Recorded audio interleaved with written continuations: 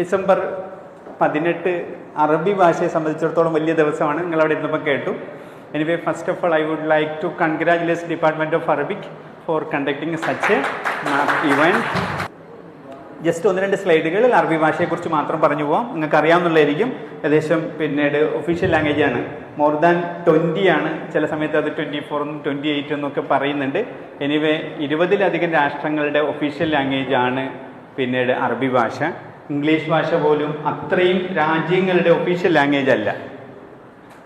പിന്നെ Arabic is one of the 6 official languages. English, French, Chinese, Russian, Spanish. ഈ ലോകത്തിൽ leading ആയിട്ടുള്ള 6 ഭാഷകളാണുള്ളത്. അതിൽ 1 അറബിക്കാണ്, ബാക്കിയുള്ളത് English, French, Chinese, Russian, Spanish. ഇതിൽ ചൈനീസ് ഒറ്റ രാജ്യത്ത് മാത്രം, അല്ലെങ്കിൽ പിന്നീട് 1-2 രാജ്യങ്ങളിൽ, ഹോങ്കോങ് അതുപോലുള്ള 1-2 രാജ്യങ്ങളിൽ മാത്രം സംസാരിക്കുന്ന ഭാഷയാണ്. ബാക്കിയുള്ള സ്ഥലത്തൊക്കെ അതുപോലെ റഷ്യൻ ഭാഷയ്ക്കും, റഷ്യയായിരുന്നു ലോകത്തിലെ ഏറ്റവും വലിയ രാജ്യം അല്ലേ? USSR ആയിരുന്നു. ഇപ്പൊ ലോകത്തിലെ ഏറ്റവും വലിയ രാജ്യം ഏതാ അല്ലേ? റഷ്യയിലെ ലോകത്തിലെ ഏറ്റവും വലിയ രാജ്യം. രണ്ടാമത്തെ ഏറ്റവും വലിയ രാജ്യം ഏതാ? കാനഡ അല്ലേ? പിന്നെ Arabic is the 4th most widely speaking language ആണ്. ഇംഗ്ലീഷും സ്പാനിഷും ചൈനീസും കഴിഞ്ഞാൽ ഏറ്റവും കൂടുതൽ ആൾക്കാർ സംസാരിക്കുന്ന ഭാഷയാണ് അറബിക് ഭാഷ. പിന്നെ സ്പാനിഷ് ഭാഷ ഞാൻ നേരത്തെ പറഞ്ഞ ലാറ്റിൻ അമേരിക്കൻ രാജ്യങ്ങളുടെ മൊത്തം ഭാഷയാണ്. ലാറ്റിൻ അമേരിക്കൻ രാജ്യങ്ങളിലെ ഏറ്റവും വലിയ രാജ്യം ഏതാ? ബ്രസീലാണ്. അർജന്റീന. മെസ്സി സംസാരിക്കുന്ന ഭാഷ സ്പാനിഷ് ഭാഷയാണ്. അതുപോലെ ഒഫീഷ്യൽ ലാംഗ്വേജ് ആണ് United Nations, Arab League, Organisation of Islamic Conference, African യൂണിയനുകളുടെയൊക്കെ ഒഫീഷ്യൽ ലാംഗ്വേജ് എന്ന് പറയുന്നതും അറബി ഭാഷയാണ്. ഇത്രയും രാജ്യങ്ങളിലാണ് ഈ അറബി പ്രധാനമായും സംസാരിക്കുന്നത്. സ്പോക്കൺ ലാംഗ്വേജ് ആയിട്ട് സംസാരിക്കുന്ന Algeria, Bahrain, Djibouti, Egypt, Eritrea, Iran use ചെയ്യുന്നത് കൊണ്ട് തന്നെ ആ ഭാഷയും അവർ യൂസ് ചെയ്യുന്നുണ്ട്. ഇതാണ് അറബ് ലോകം. ഇതിലുള്ള ഈ Egypt, Libya, Algeria, Morocco, Mauritania, Sudan തുടങ്ങിയുള്ള പ്രദേശങ്ങളൊക്കെ ആഫ്രിക്കൻ രാജ്യങ്ങളാണ്. ആഫ്രിക്കയിലുള്ള ഏറ്റവും വലിയ ആഫ്രിക്കൻ ഭൂഖണ്ഡത്തിന്റെ മുകൾ ഭാഗമാണ് ആ ഭാഗം. അതിന്റെ ആഫ്രിക്കയിലെ ഏറ്റവും വലിയ രാജ്യമെന്നോ സമ്പന്ന രാജ്യമെന്നോ നമുക്ക് പറയാൻ കഴിയുക സൗത്ത് ആഫ്രിക്കയാണ്. അതിന്റെ ഏറ്റവും താഴ്ഭാഗത്തുള്ള ആഫ്രിക്കൻ ഭൂഖണ്ഡത്തിന്റെ ഏറ്റവും താഴ്ഭാഗത്തുള്ള. മറ്റത് കൂടുതൽ ഏഷ്യൻ രാജ്യങ്ങളാണ്. അതിൽ ഏറ്റവും വലിയ രാജ്യം തന്നെ സൗദിയാണ്. നിങ്ങൾക്ക് അറിയാവുന്ന പോലെ സിനിമ ഒരു ഭയങ്കര സംഭവമാണ് അല്ലേ? ഓരോ സമയത്തും സിനിമയ്ക്ക് ഓരോ മുഖങ്ങളാണ് അല്ലേ? ആവേശം സിനിമ വന്നപ്പോൾ നമ്മളുടെ ട്രെൻഡും പാട്ടും ഒക്കെ ആവേശമായിരുന്നു. പിന്നീട് ഫഹദ് ഫാസിലായിരുന്നു നമ്മളുടെ ആവേശം. ഇപ്പോൾ അത് മാറി അല്ലേ?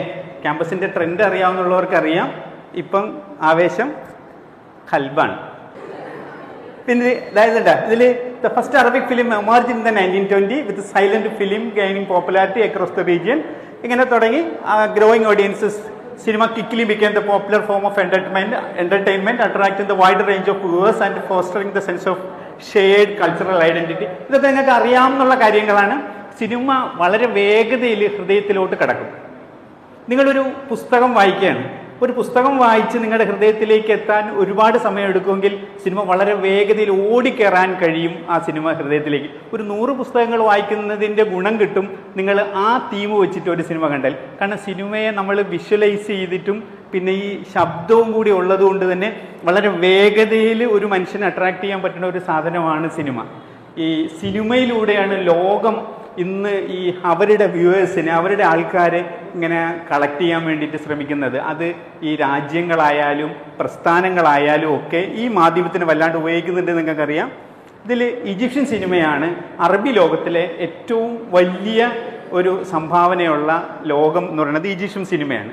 ഈജിപ്ഷ്യൻ സിനിമാറ്റിക് ഡോമിനൻസ് 1930 മുതലാണ് കാണുന്നത്. പിന്നീട് അതൊരു വലിയ സിനിമ ഇതായിട്ട് വന്നിട്ടുണ്ട്. Musical dramas and social commentary ഒക്കെ വരുന്നത്. Egyptian cinema gained international acclaim for its musical dramas, romantic comedies and thought provoking social commentaries ഒക്കെ വന്നിട്ടുണ്ട്.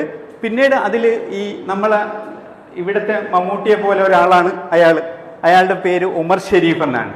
പിന്നെ ഒരുപാട് എഴുത്തുകാരൊക്കെ ഉണ്ട്. സിനിമ വളരെ വലിയ വ്യവസായമാണ് ഈജിപ്തിലാണ് അറബി ഭാഷയെ സംബന്ധിച്ചിടത്തോളം പുസ്തകങ്ങൾക്കപ്പുറം, സാഹിത്യത്തിനപ്പുറം നാടകങ്ങളും പിന്നീട് ഈ കലകളും ഒക്കെ ഉള്ള അറബി ലോകത്തെ ഏറ്റവും വലിയ പ്രദേശം എന്ന് പറയുന്നത് അറബി ഭാഷയെ സംബന്ധിച്ചിടത്തോളം സാഹിത്യത്തിലായാലും കലയിലായാലും സിനിമയിലായാലും നാടകത്തിലായാലും ഒക്കെ ഉള്ളത് ഏറ്റവും വലിയ പ്രദേശം പിന്നീട് ഈജിപ്റ്റാണ്. മിസ്ർ എന്നാണ് അറബിയിലെ ആ രാജ്യത്തെക്കുറിച്ച് പറയാം. പിന്നെ അതുപോലത്തെ മറ്റൊരു പ്രദേശമാണ് Lebanon. Lebanon history marked by wars, famine and political turmoil has significantly influenced this film industry. എന്താണ് ഫാമിൻ എന്നറിയാം? ഫാമിൻ എന്താ? ക്ഷാമമാണ്. യെസ്, ക്ഷാമമാണ്. അവരുടെ ക്ഷാമം, യുദ്ധങ്ങൾ, അതുപോലെ ഈ രാഷ്ട്രീയ പ്രശ്നങ്ങളൊക്കെയാണ് ലെബനോനിൽ സിനിമയായി വന്നത്. അവരുടെ ഗോൾഡൻ ഏജ് എന്ന് പറയുന്നത് 1960 ആണ്. 1960 ഒരുപാട് സിനിമകൾ വന്നു. Beirut status as a cultural ഹബ്ബായിട്ട് മാറുന്നുണ്ട്. പിന്നെ അണ്ടർ ദ ഫ്രഞ്ച് മാൻഡേറ്ററി തിയേറ്ററുകൾ കുറച്ചും കൂടി ഇൻഡിപെൻഡൻസ് കിട്ടുന്നുണ്ട്. ദ സിവിൽ വാർ 1975 മുതൽ 1990 വരെയുള്ള സിവിൽ വാറിൽ reshaped Lebanese cinema, focusing on themes of war and displacement.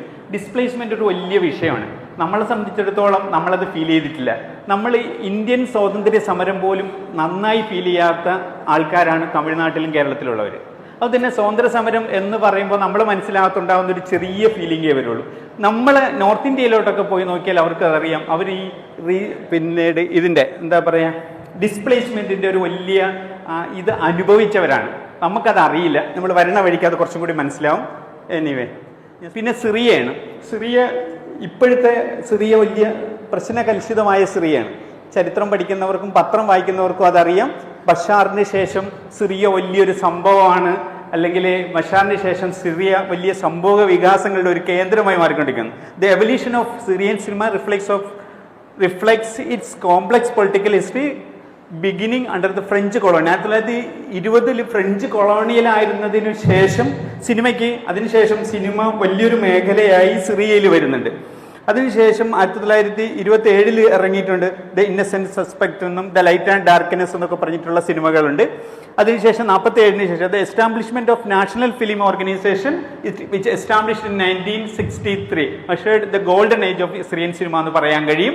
The contemporary Syrian films like little ഗാന്ധിയും ഫോർസാമയും അതൊക്കെ അറബി ഭാഷയിൽ ഇറങ്ങിയിട്ടുള്ള പിന്നീട് വന്നിട്ടുള്ള പ്രധാനപ്പെട്ട സിനിമകളാണ്. ജോർദാൻ അതുപോലെ തന്നെ അറബി ഭാഷ വളരെയധികം വളർന്നു വന്നിട്ടുള്ള, കൂടുതൽ പുസ്തകങ്ങൾ വന്നിട്ടുള്ള ഒരു രാജ്യമാണ് ജോർദാൻ സിനിമയും 1935 പെട്ര സിനിമ എന്ന് പറയുന്നത് അതൊരു തിയേറ്ററിന്റെ പേരാണ്, ഒരു പ്രദേശത്തിന്റെ പേരാണ്. പെട്ര സിനിമ എന്നാണ് അതിനെക്കുറിച്ച് പറയാം. The first film struggle in Jerash എന്നാണ് 1957 അത് ആരംഭിക്കുന്നത്. അതിനുശേഷം പിന്നീട് while local production was limited, അത് വളരെ കുറവായിരുന്നു.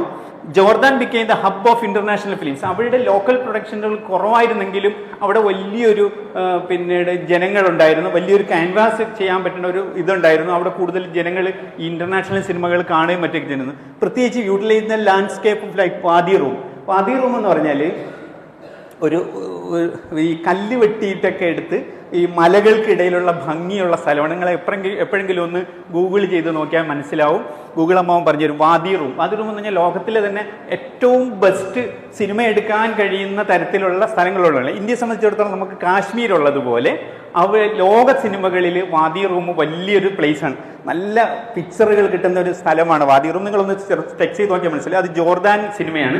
ഈ വാദി റൂമിലേക്ക് ഈ സിനിമ പ്രൊഡക്ഷനിലുള്ള ആൾക്കാർ വന്നതുകൊണ്ട് തന്നെ ഭയങ്കര രസത്തിലാണ് അവിടെ സിനിമകൾ കൂടുതൽ വരാൻ അതൊരു കാരണവും കൂടിയായത്. പിന്നീട് ഈ റോയൽ ഫിലിം കമ്മീഷൻ 2003 ഒക്കെ വന്നതിന് ശേഷം 2014 ഇറങ്ങിയ തീബ് എന്ന് പറഞ്ഞ സിനിമ, അത് ഭയങ്കര ഒരു വലിയ എന്താ പറയുക, സിനിമാ ലോകത്തിന് വലിയൊരു മുതൽക്കൂട്ടായിരുന്നു ജോർദാൻ സിനിമയിൽ. ആ നോട്ടബിൾ ഡയറക്ടേഴ്സാണ് അവർ. വസീഫ് ഷെയ്ഖ്, ഫാറൂഖ് അജ്മ, അമീൻ മുത്താലിക്ക തുടങ്ങിയുള്ളവരൊക്കെ. അതിൽ അവർ എടുത്ത പ്രധാനപ്പെട്ട സിനിമകളാണ്. അതിൽ ചില സിനിമകളൊക്കെ ഈ ഫസ്റ്റ് നരേറ്റീവ് ഫിലിമാണ് ജോർദാനിൽ വസീഫ് സൈഫ് ഇറക്കി 1957 ഈ ദ്വീപ് കണ്ടോ, the first film to be nominated for the academy അവാർഡിലേക്ക് കൊടുത്തിട്ടുള്ള സിനിമകളിൽ വന്നിട്ടുള്ളതാണ്. അതുപോലെ മറ്റൊന്നാണ് സുഡാനിൽ സിനിമാ ചരിത്രം കുറച്ചും കൂടി ഭംഗിയായി പറയാൻ കഴിയും. അതിൽ ആദ്യ കാലഘട്ടങ്ങളിൽ വന്നതിന് ഞാൻ ചുരുക്കി പറഞ്ഞിട്ടുണ്ട്. അതിൽ വിമൺ ഫിലിം മേക്കേഴ്സ് ഉണ്ട്. റിവൈവ് 2010 ശേഷം വലിയ വ്യത്യാസങ്ങളുണ്ട്. അതിലുകൊണ്ടാണ് സഹീബ് കസ്മുൽ ബാരിയും ഹജൂജ് കൂക്കയും അംജദ് അബു അലായൊക്കെ ആ കാലഘട്ടത്തിൽ വന്നിട്ടുള്ള പ്രധാനപ്പെട്ട സംവിധായകരാണ്, സിനിമയിലുള്ള ആൾക്കാരാണ്. ഇതിൽ സുഡാൻ ഫിലിം ഫാക്ടറിയും ആൻഡ് ഇൻഡിപെൻഡന്റ് ഫിലിം ഫെസ്റ്റിവലൊക്കെ അവരുടെ ടാലന്റുകളെ സപ്പോർട്ട് ചെയ്യുകയും മറ്റുമൊക്കെ ചെയ്തിട്ടുള്ളതാണ്. പിന്നീട് റീസെന്റ് അഡ്വാൻസസ് ആയിട്ട് പറയാൻ കഴിയുന്നത് ഒരുപാട് സിനിമകളും സിനിമാ പ്രദർശനശാലകളും സുഡാനിൽ വന്നു എന്നാണ്. ഇത് ജസ്റ്റ് സിനിമയുടെ ചില പോസ്റ്ററുകളാണ്. നമ്മൾ ഈ സിനിമാ പോസ്റ്ററുകൾ ഈ തരത്തിലൊക്കെയാണ് അവർ അറബി ലോകത്ത് കാണുന്നത്. എവിടെ എല്ലാ സ്ഥലത്തും സിനിമയ്ക്ക് ഭയങ്കര ഇതാണ്. നമ്മൾ കേരളത്തിൽ കണ്ടില്ലേ, വെറും 3 കോടി ജനങ്ങളാണുള്ള. ആ 3 കോടി ജനങ്ങളിൽ പിന്നെ ഭയങ്കര ഒരു സിനിമാ വ്യവസായമാണ് നമ്മളത്. നിങ്ങൾ വെസ്റ്റ് ബംഗാൾ നോക്കണം. വെസ്റ്റ് ബംഗാളിൽ വിദ്യാഭ്യാസമുള്ള ആൾക്കാരുടെ എണ്ണം വളരെ ചുരുക്കമാണ്. വളരെ കുറഞ്ഞ ആൾക്കാർ മാത്രമാണ് അവിടെ വിദ്യാഭ്യാസം ഉള്ളത് നമ്മളെ കമ്പയർ ചെയ്ത് നോക്കുമ്പോൾ. പക്ഷെ അവിടെയുള്ള സാഹിത്യവും സിനിമയും എന്ന് പറയുന്നത് ഭയങ്കരമാണത്. ഫലസ്തീനിയൻ സിനിമ ലോകം, സിറിയ വലിയൊരു വിഷയമാണ്. സിറിയക്ക് ജസ്റ്റ് മുമ്പ് സിറിയ വന്നതുകൊണ്ടാണ് ഫലസ്തീൻ ഇഷ്യൂ, വലിയൊരു ഫലസ്തീൻ ഇഷ്യൂ ഇപ്പൊ കുറച്ചൊന്ന് മാധ്യമങ്ങളിൽ നിന്നും മാറി നിൽക്കുന്നത്. പക്ഷെ ലോകത്ത്, അറബി ലോകത്ത് ഏറ്റവും കൂടുതൽ പ്രോബ്ലമായി തുടരുന്ന ഒരു പ്രദേശമാണ് Palestinian political themes. Palestinian cinema mirrors of the political and social and cultural struggles of Palestinian people, portraying themes of resistance, exile and identity. അവരുടെ ചോദ്യചിഹ്നമാണ് ഈ പിന്നെ അവിടുത്തെ ജനങ്ങളുടെ ഒരു വശം. നമ്മൾ ഒരു വീട്ടിൽ താമസിക്കുകയാണ്. ഇപ്പോൾ നമ്മളുടേതായ പ്രോപ്പർട്ടിയിൽ നമ്മുടെ ആധാരവും നമ്മളുടെ പ്രമാണവും ഒക്കെ വെച്ച് നമ്മൾ താമസിക്കുകയാണ്. നാളെ ഒരാൾ വന്നിട്ട്, അല്ലെങ്കിൽ മറ്റന്നാൾ ഒരാൾ വന്നിട്ട് പറയണ് നിങ്ങൾ ഇവിടെ നിന്ന് മാറണം, നിങ്ങൾ മാറി വേറെ ഏതെങ്കിലും ഒരു പ്രദേശത്തോട്ട് പോകണം എന്ന് പറഞ്ഞാൽ നമ്മൾ എങ്ങനെ മാറും? നമ്മൾ എന്തെടുത്തിട്ട് പോവും? 2 ദിവസം കൊണ്ട് നമ്മൾ എന്ത് കയ്യിലെടുക്കും? അങ്ങനെ പോവേണ്ടി വന്ന ഒരു ജനതയുടെ പേരാണ് ഫലസ്തീൻ എന്ന് പറയുന്നത്. ഇനി നമ്മൾ പോവില്ല എന്നവൻ പറഞ്ഞതുപോലെ ഇച്ഛാശക്തി കൊണ്ട് പോകത്തില്ല എന്ന് പറയും. പക്ഷെ നമ്മളേലുള്ളത് കല്ല് മാത്രമാണ്, അവരേലുള്ളത് പീരങ്കിയും തോക്കും AK-47 ഒക്കെയാണുള്ളത്. മാത്രമല്ല ഒരു ഭരണകൂട ഭീകരതയും കൂടിയുണ്ട്. അതുകൊണ്ട് പോവില്ല എന്നൊന്നും പറഞ്ഞാൽ നടക്കില്ല, നമുക്ക് പോയാലേ പറ്റുള്ളൂ. The Palestinian conflict became the central theme of Arab cinema, with filmmakers often depicting the struggles and the resilience of Palestinian people. ജനങ്ങളുടെ വിഷമങ്ങളെ ഏറ്റവും നന്നായി ചിത്രീകരിക്കാൻ നോവലുകളെ പോലെ, അല്ലെങ്കിൽ നോവലുകളെക്കാൾ കുറച്ചും കൂടി എഫക്റ്റായി സാധിക്കുന്നത് പിന്നെ സിനിമകളിലൂടെയായിരുന്നു എന്ന് മനസ്സിലാക്കിക്കൊണ്ട് international recognise the films like the time that remains, the paradise now തുടങ്ങിയിട്ടുള്ള ഫലസ്തീൻ സിനിമ ഒരു വലിയ വിഷയമാണ്. മഹമ്മൂദ് ദർവീഷ് എന്ന് പറഞ്ഞിട്ട് ഒരു എഴുത്തുകാരനുണ്ട്. മഹമ്മൂദ് ദർവീഷ് ആണ് ലോകത്തിലെ ഈ ഫലസ്തീൻ ഇഷ്യൂവിനെ ഏറ്റവും വലിയ ഭംഗിയായ രീതിയിൽ ലോകത്തിന് അവതരിപ്പിച്ചു കൊടുത്ത. അതിന് അദ്ദേഹം സ്വീകരിച്ചിരിക്കുന്നത് കവിതകളായിരുന്നു. കവിതകളിലൂടെയാണ് മഹമ്മൂദ് ദർവീഷ് ലോകത്തിന്. നജാൻ ദർവീഷ് എന്ന് പറഞ്ഞിട്ട് വേറൊരാളുണ്ട്. നജാൻ ദർവീഷിൻ്റെ ഒരു കവിത ഇങ്ങനെയാണ്, ഈ കവിത ഇങ്ങനെയാണ് തുടങ്ങുന്നത്, ഒരു ഗദ്യ കവിത പോലെ. ഞാനൊന്ന് ജസ്റ്റ് ഒന്ന് പറയാം. ഞങ്ങളുടെ മക്കൾ എന്തെങ്കിലും ആഗ്രഹം പറഞ്ഞാൽ ഞങ്ങൾ പെട്ടെന്ന് അത് സാധിച്ചു കൊടുക്കാൻ ശ്രമിക്കും. അതെത്ര ചെറിയ ആഗ്രഹമായാലും എത്ര വലിയ ആഗ്രഹമായിരുന്നാലും. കാരണം നാളെ ആ കുഞ്ഞുങ്ങൾ ജീവനോടെ ഇരിക്കുമോ എന്ന് ഞങ്ങൾക്ക് ഉറപ്പില്ല. ഇന്റർനാഷണൽ സിനിമയിൽ തന്നെ ഭയങ്കരമായി ഇല്യാസ് സുലൈമാനും ഹാനി അബു അസദും ഒക്കെ പിന്നെ received critical acclaim and international award highlighting the power of Palestinian cinema. അങ്ങനെ കൊടുത്തതിൽ ഏറ്റവും പ്രധാനപ്പെട്ട 2 പേരാണ് ഇല്യാസ് സുലൈമാനും ഹാനി അബു അസദും ഒക്കെ. പിന്നെ despite challenges, Palestinian cinema has carved the space of global film festivals, raising awareness of the Palestinian narrative and cultural richness. Post നക്കബയിൽ 1960 മുതൽ 80 വരെ നടക്കുന്ന സംഭവങ്ങളിൽ the Palestinian nationalism cinema became the tool of for resistance. അവരുടെ പ്രതിരോധത്തിന്റെ മാർഗമായി അവർ സിനിമയെ കണ്ടിരുന്നു. ഞാൻ നേരത്തെ പറഞ്ഞ കവിതയിലേക്ക് വരാം. അതുകൊണ്ട് ഫലസ്തീൻ ലിബറേഷൻ ഓർഗനൈസേഷൻ PLO തന്നെ recognise the power of cinema. അവർ തിരിച്ചറിഞ്ഞു. Established the Palestinian cinema institution in 1968 self led to the production of several revolutionary film documentaries. അവർ ഡോക്യുമെന്ററിയിലൂടെയും സിനിമയിലൂടെയും അവരുടെ വിഷയങ്ങളെ ലോകത്തിന് മുന്നിൽ എത്തിക്കാൻ ശ്രമിച്ചു. കാരണം അവരുടെ വിഷയം അതൊരു മാനുഷിക വിഷയമാണെന്നും അത് ഹ്യൂമൻ വാല്യൂസിനെ മൊത്തത്തിൽ ബാധിക്കുന്ന വിഷയമാണെന്നും അതിന് ലോകത്തിന് മുന്നിൽ പഠിപ്പിച്ചു കൊടുക്കാൻ ചില അധികാര കേന്ദ്രങ്ങൾ ശ്രമിക്കുമ്പോൾ അതിനെ ഓവർകം ചെയ്യാൻ അവർ ഏറ്റവും പ്രധാനമായി കണ്ടിരുന്നത് നോവലുകൾക്ക് പുറമെ സിനിമകളായിരുന്നു, ഡോക്യുമെന്ററികളിലായിരുന്നു. അതിൽ ആദ്യം കണ്ടോ 3 men stranded in Iraq illegally crossed the Syrian border to seek work in Kuwait. ഇതൊരു പിന്നെ തൗഫീഖ് സാലിഹാണ് അതിൻ്റെ സംവിധാനം. അതിൻ്റെ ഏറ്റവും വലിയ അതിലെ എഴുത്തുകാരൻ ഒസ്സാൻ കനഫാനിയാണ്. 1970 ഒസ്സാൻ കനഫാനി എഴുതിയ റിജാൽ ഫിഷംസ് എന്ന് പറഞ്ഞിട്ടൊരു കഥയുണ്ട്, നോവലുണ്ട്. അതിൻ്റെ ഇംഗ്ലീഷിൽ മെൻ അറ്റ് സൺ എന്നാണ് അതിൽ ഇംഗ്ലീഷ് അതിൻ്റെ ട്രാൻസ്ലേഷൻ വന്നിരിക്കണം. സൂര്യതാപത്തിലെ 3 പേർ എന്നാണ് ആ ഏകദേശം വല്ലത്. പറുദീസ തേടിപ്പോയ യാത്രക്കാരെന്നൊക്കെ ചിലർ അതിന് മലയാളത്തിലേക്കൊക്കെ ട്രാൻസ്ലേറ്റ് ചെയ്തിട്ടുണ്ട്. ഈ മഹ്ദൂഊൻ എന്നുള്ളതിൽ അതിന് ഇംഗ്ലീഷ് ദ ഡൂപ്സ് എന്ന് പറഞ്ഞിട്ടാണ് ആ സിനിമ പുറത്തിറങ്ങിയിട്ടുള്ളത്. സിനിമയുടെ കഥ ഞാൻ ജസ്റ്റ് ഒന്ന് പറഞ്ഞുതരാം. ഇത് അതിലുള്ള ഒരു ചെറിയ രംഗമാണ്. സിനിമ കണ്ടാൽ ചിലപ്പോൾ നിങ്ങൾക്ക് ഈ ഭാഷ മനസ്സിലാവാത്തത് കൊണ്ട് ഒന്നും മനസ്സിലാവില്ല. പക്ഷെ എന്നാലും 1972 ഇറങ്ങിയ ഈ മൂവിയുടെ ചില രംഗങ്ങൾ മാത്രം ജസ്റ്റ് ഒന്ന് കേൾക്കാം. كيف عرفت؟ كنت واقف جنب الدكان وشفت كل اشي. شو اسمك؟ مروان. وانت؟ എനിക്ക് തോന്നുന്നത് ഇതൊരു 7 മിനിറ്റുള്ള ഒരു വീഡിയോ ആണ്. ഈ സിനിമയുടെ കഥ ഞാനൊന്ന് ജസ്റ്റ് ഒന്ന് ചുരുക്കി പറയാം. ഈ സിനിമയുടെ പേര് മഹ്ദൂഊൻ എന്നാണ്. അതിൽ ദ ഡൂപ്സ് എന്നാണ് ഇംഗ്ലീഷിൽ അതിനെ കൊടുത്തിരിക്കുന്നത്. ആ സിനിമയുടെ കഥ ഇങ്ങനെയാണ്. ഏകദേശം 3 ആൾക്കാർ അവർ ജോർദാനിലുള്ള ഒരു പിന്നീട് ഈ ടെൻറ്റിൽ താമസിക്കുകയാണ്. ജോർദാനിലുള്ള ഒരു ടെൻറ്റിലാണ് അവർ താമസിക്കുന്നത്. ഈ ജോർദാനിലുള്ള ഒരു ടെൻറ്റിൽ താമസിക്കുമ്പോൾ ഈ അഭയാർത്ഥികളായിട്ട് ഫലസ്തീനിൽ നിന്നും ആട്ടി ഓടിക്കപ്പെട്ടു. 1948 പിന്നെ ഇസ്രയേൽ എന്നുള്ള രാജ്യം രൂപീകരിക്കപ്പെടുന്നത്. അത് ഐക്യരാഷ്ട്രസഭ ചെയ്ത ഒരു ട്രാപ്പാണത്. കാരണം ഈ ഹിറ്റ്ലറുടെ കാലഘട്ടം നമുക്കറിയാം. 1945 ഹിറ്റ്ലർ തൂങ്ങിച്ചാവണത്. അതിന് മുമ്പുണ്ടായിരുന്ന ഒരു കാലഘട്ടം ഈ നാസികൾ ലോകമടക്കി ഭരിക്കുന്ന ഒരു കാലഘട്ടമായിരുന്നു. അന്ന് ജൂതന്മാരെ യഥേഷ്ടം കൊന്നു തള്ളുമായിരുന്നു. പരമാവധി ആൾക്കാരെ അവർ കൊന്നു തള്ളിയിട്ടുണ്ട് ജർമ്മനിയിൽ. അപ്പോൾ ആ ജർമ്മനിയിൽ നിന്ന് ജൂതന്മാർ ലോകത്തിൻ്റെ വിവിധ ഭാഗങ്ങളിലേക്ക് ഒളിച്ചോടിപ്പോവും. കാരണം ജീവനും കൊണ്ട് ഒളിച്ചോടിപ്പോവും. അങ്ങനെ ഒളിച്ചോടിപ്പോയ കഥകളെക്കുറിച്ച് പറഞ്ഞ ഒരുപാട് സിനിമകളുണ്ട്. ദ ഷിൻഡിലേഴ്സ് ലിസ്റ്റൊക്കെ നിങ്ങൾ കണ്ടിട്ടുണ്ടാവും. ഷിൻഡിലേഴ്സ് ലിസ്റ്റൊക്കെ ആ സിനിമയെക്കുറിച്ച് ഭയങ്കരമായി വന്നിട്ടുള്ള, അതുപോലെ ലൈഫ് ഈസ് ബ്യൂട്ടിഫുൾ എന്ന് പറഞ്ഞിട്ടുള്ള ഒരു സിനിമ. ലൈഫ് ഈസ് ബ്യൂട്ടിഫുൾ എന്ന് പറഞ്ഞാൽ മോഹൻലാൽ അഭിനയിച്ച ഒരു സിനിമയുണ്ട്. അതൊരു വളിപ്പൻ സിനിമയായിട്ടാണ് എനിക്ക് തോന്നിയത്. മറിച്ച് ലൈഫ് ഈസ് ബ്യൂട്ടിഫുൾ എന്ന് പറഞ്ഞിട്ട് നിങ്ങളത് ഗൂഗിളിൽ സെർച്ച് ചെയ്ത് നോക്കിയാൽ മനസ്സിലാവും. ലോകം ഇന്നോളം കണ്ടിട്ടുള്ളതിൽ വെച്ചിട്ട് ഒരു ഭംഗിയുള്ള ഒരു സിനിമയാണ് ലൈഫ് ഈസ് ബ്യൂട്ടിഫുൾ എന്ന് പറയുന്നത്. ആ സിനിമയിൽ പിന്നെ ഒരു കുഞ്ഞ് പിന്നീട് ഈ 1000 പോയിന്റ് കിട്ടിയാൽ ഞാൻ ജയിക്കും, 1000 പോയിന്റ് കിട്ടാൻ വേണ്ടിയിട്ട് ഈ പിന്നെ ഇയാളുടെ ക്യാമ്പിൽ, ഹിറ്റ്ലറിൻ്റെ ക്യാമ്പിൽ ഒളിച്ചു കഴിയുന്ന അച്ഛന് ഒരു രസത്തിന് മകനെ ഒളിപ്പിക്കുന്ന ഒരു കഥയാണ് ആ ഇത്. അങ്ങനെയുള്ള ഒരുപാട് സിനിമകൾ ഈ പിന്നെ ഹിറ്റ്ലറുടെ ഭീകരതയെക്കുറിച്ച് പറയാനായിട്ട് കണക്കാക്കിയിട്ടുണ്ട്. പക്ഷെ അങ്ങനെ ഞാൻ പറഞ്ഞു വരുന്നത് ഇതാണ്. ഈ ആൾക്കാർ ജൂതന്മാർ ലോകത്തിൻ്റെ വിവിധ ഭാഗങ്ങളിലേക്ക് ഒളിച്ചോടിപ്പോകുന്നുണ്ട്.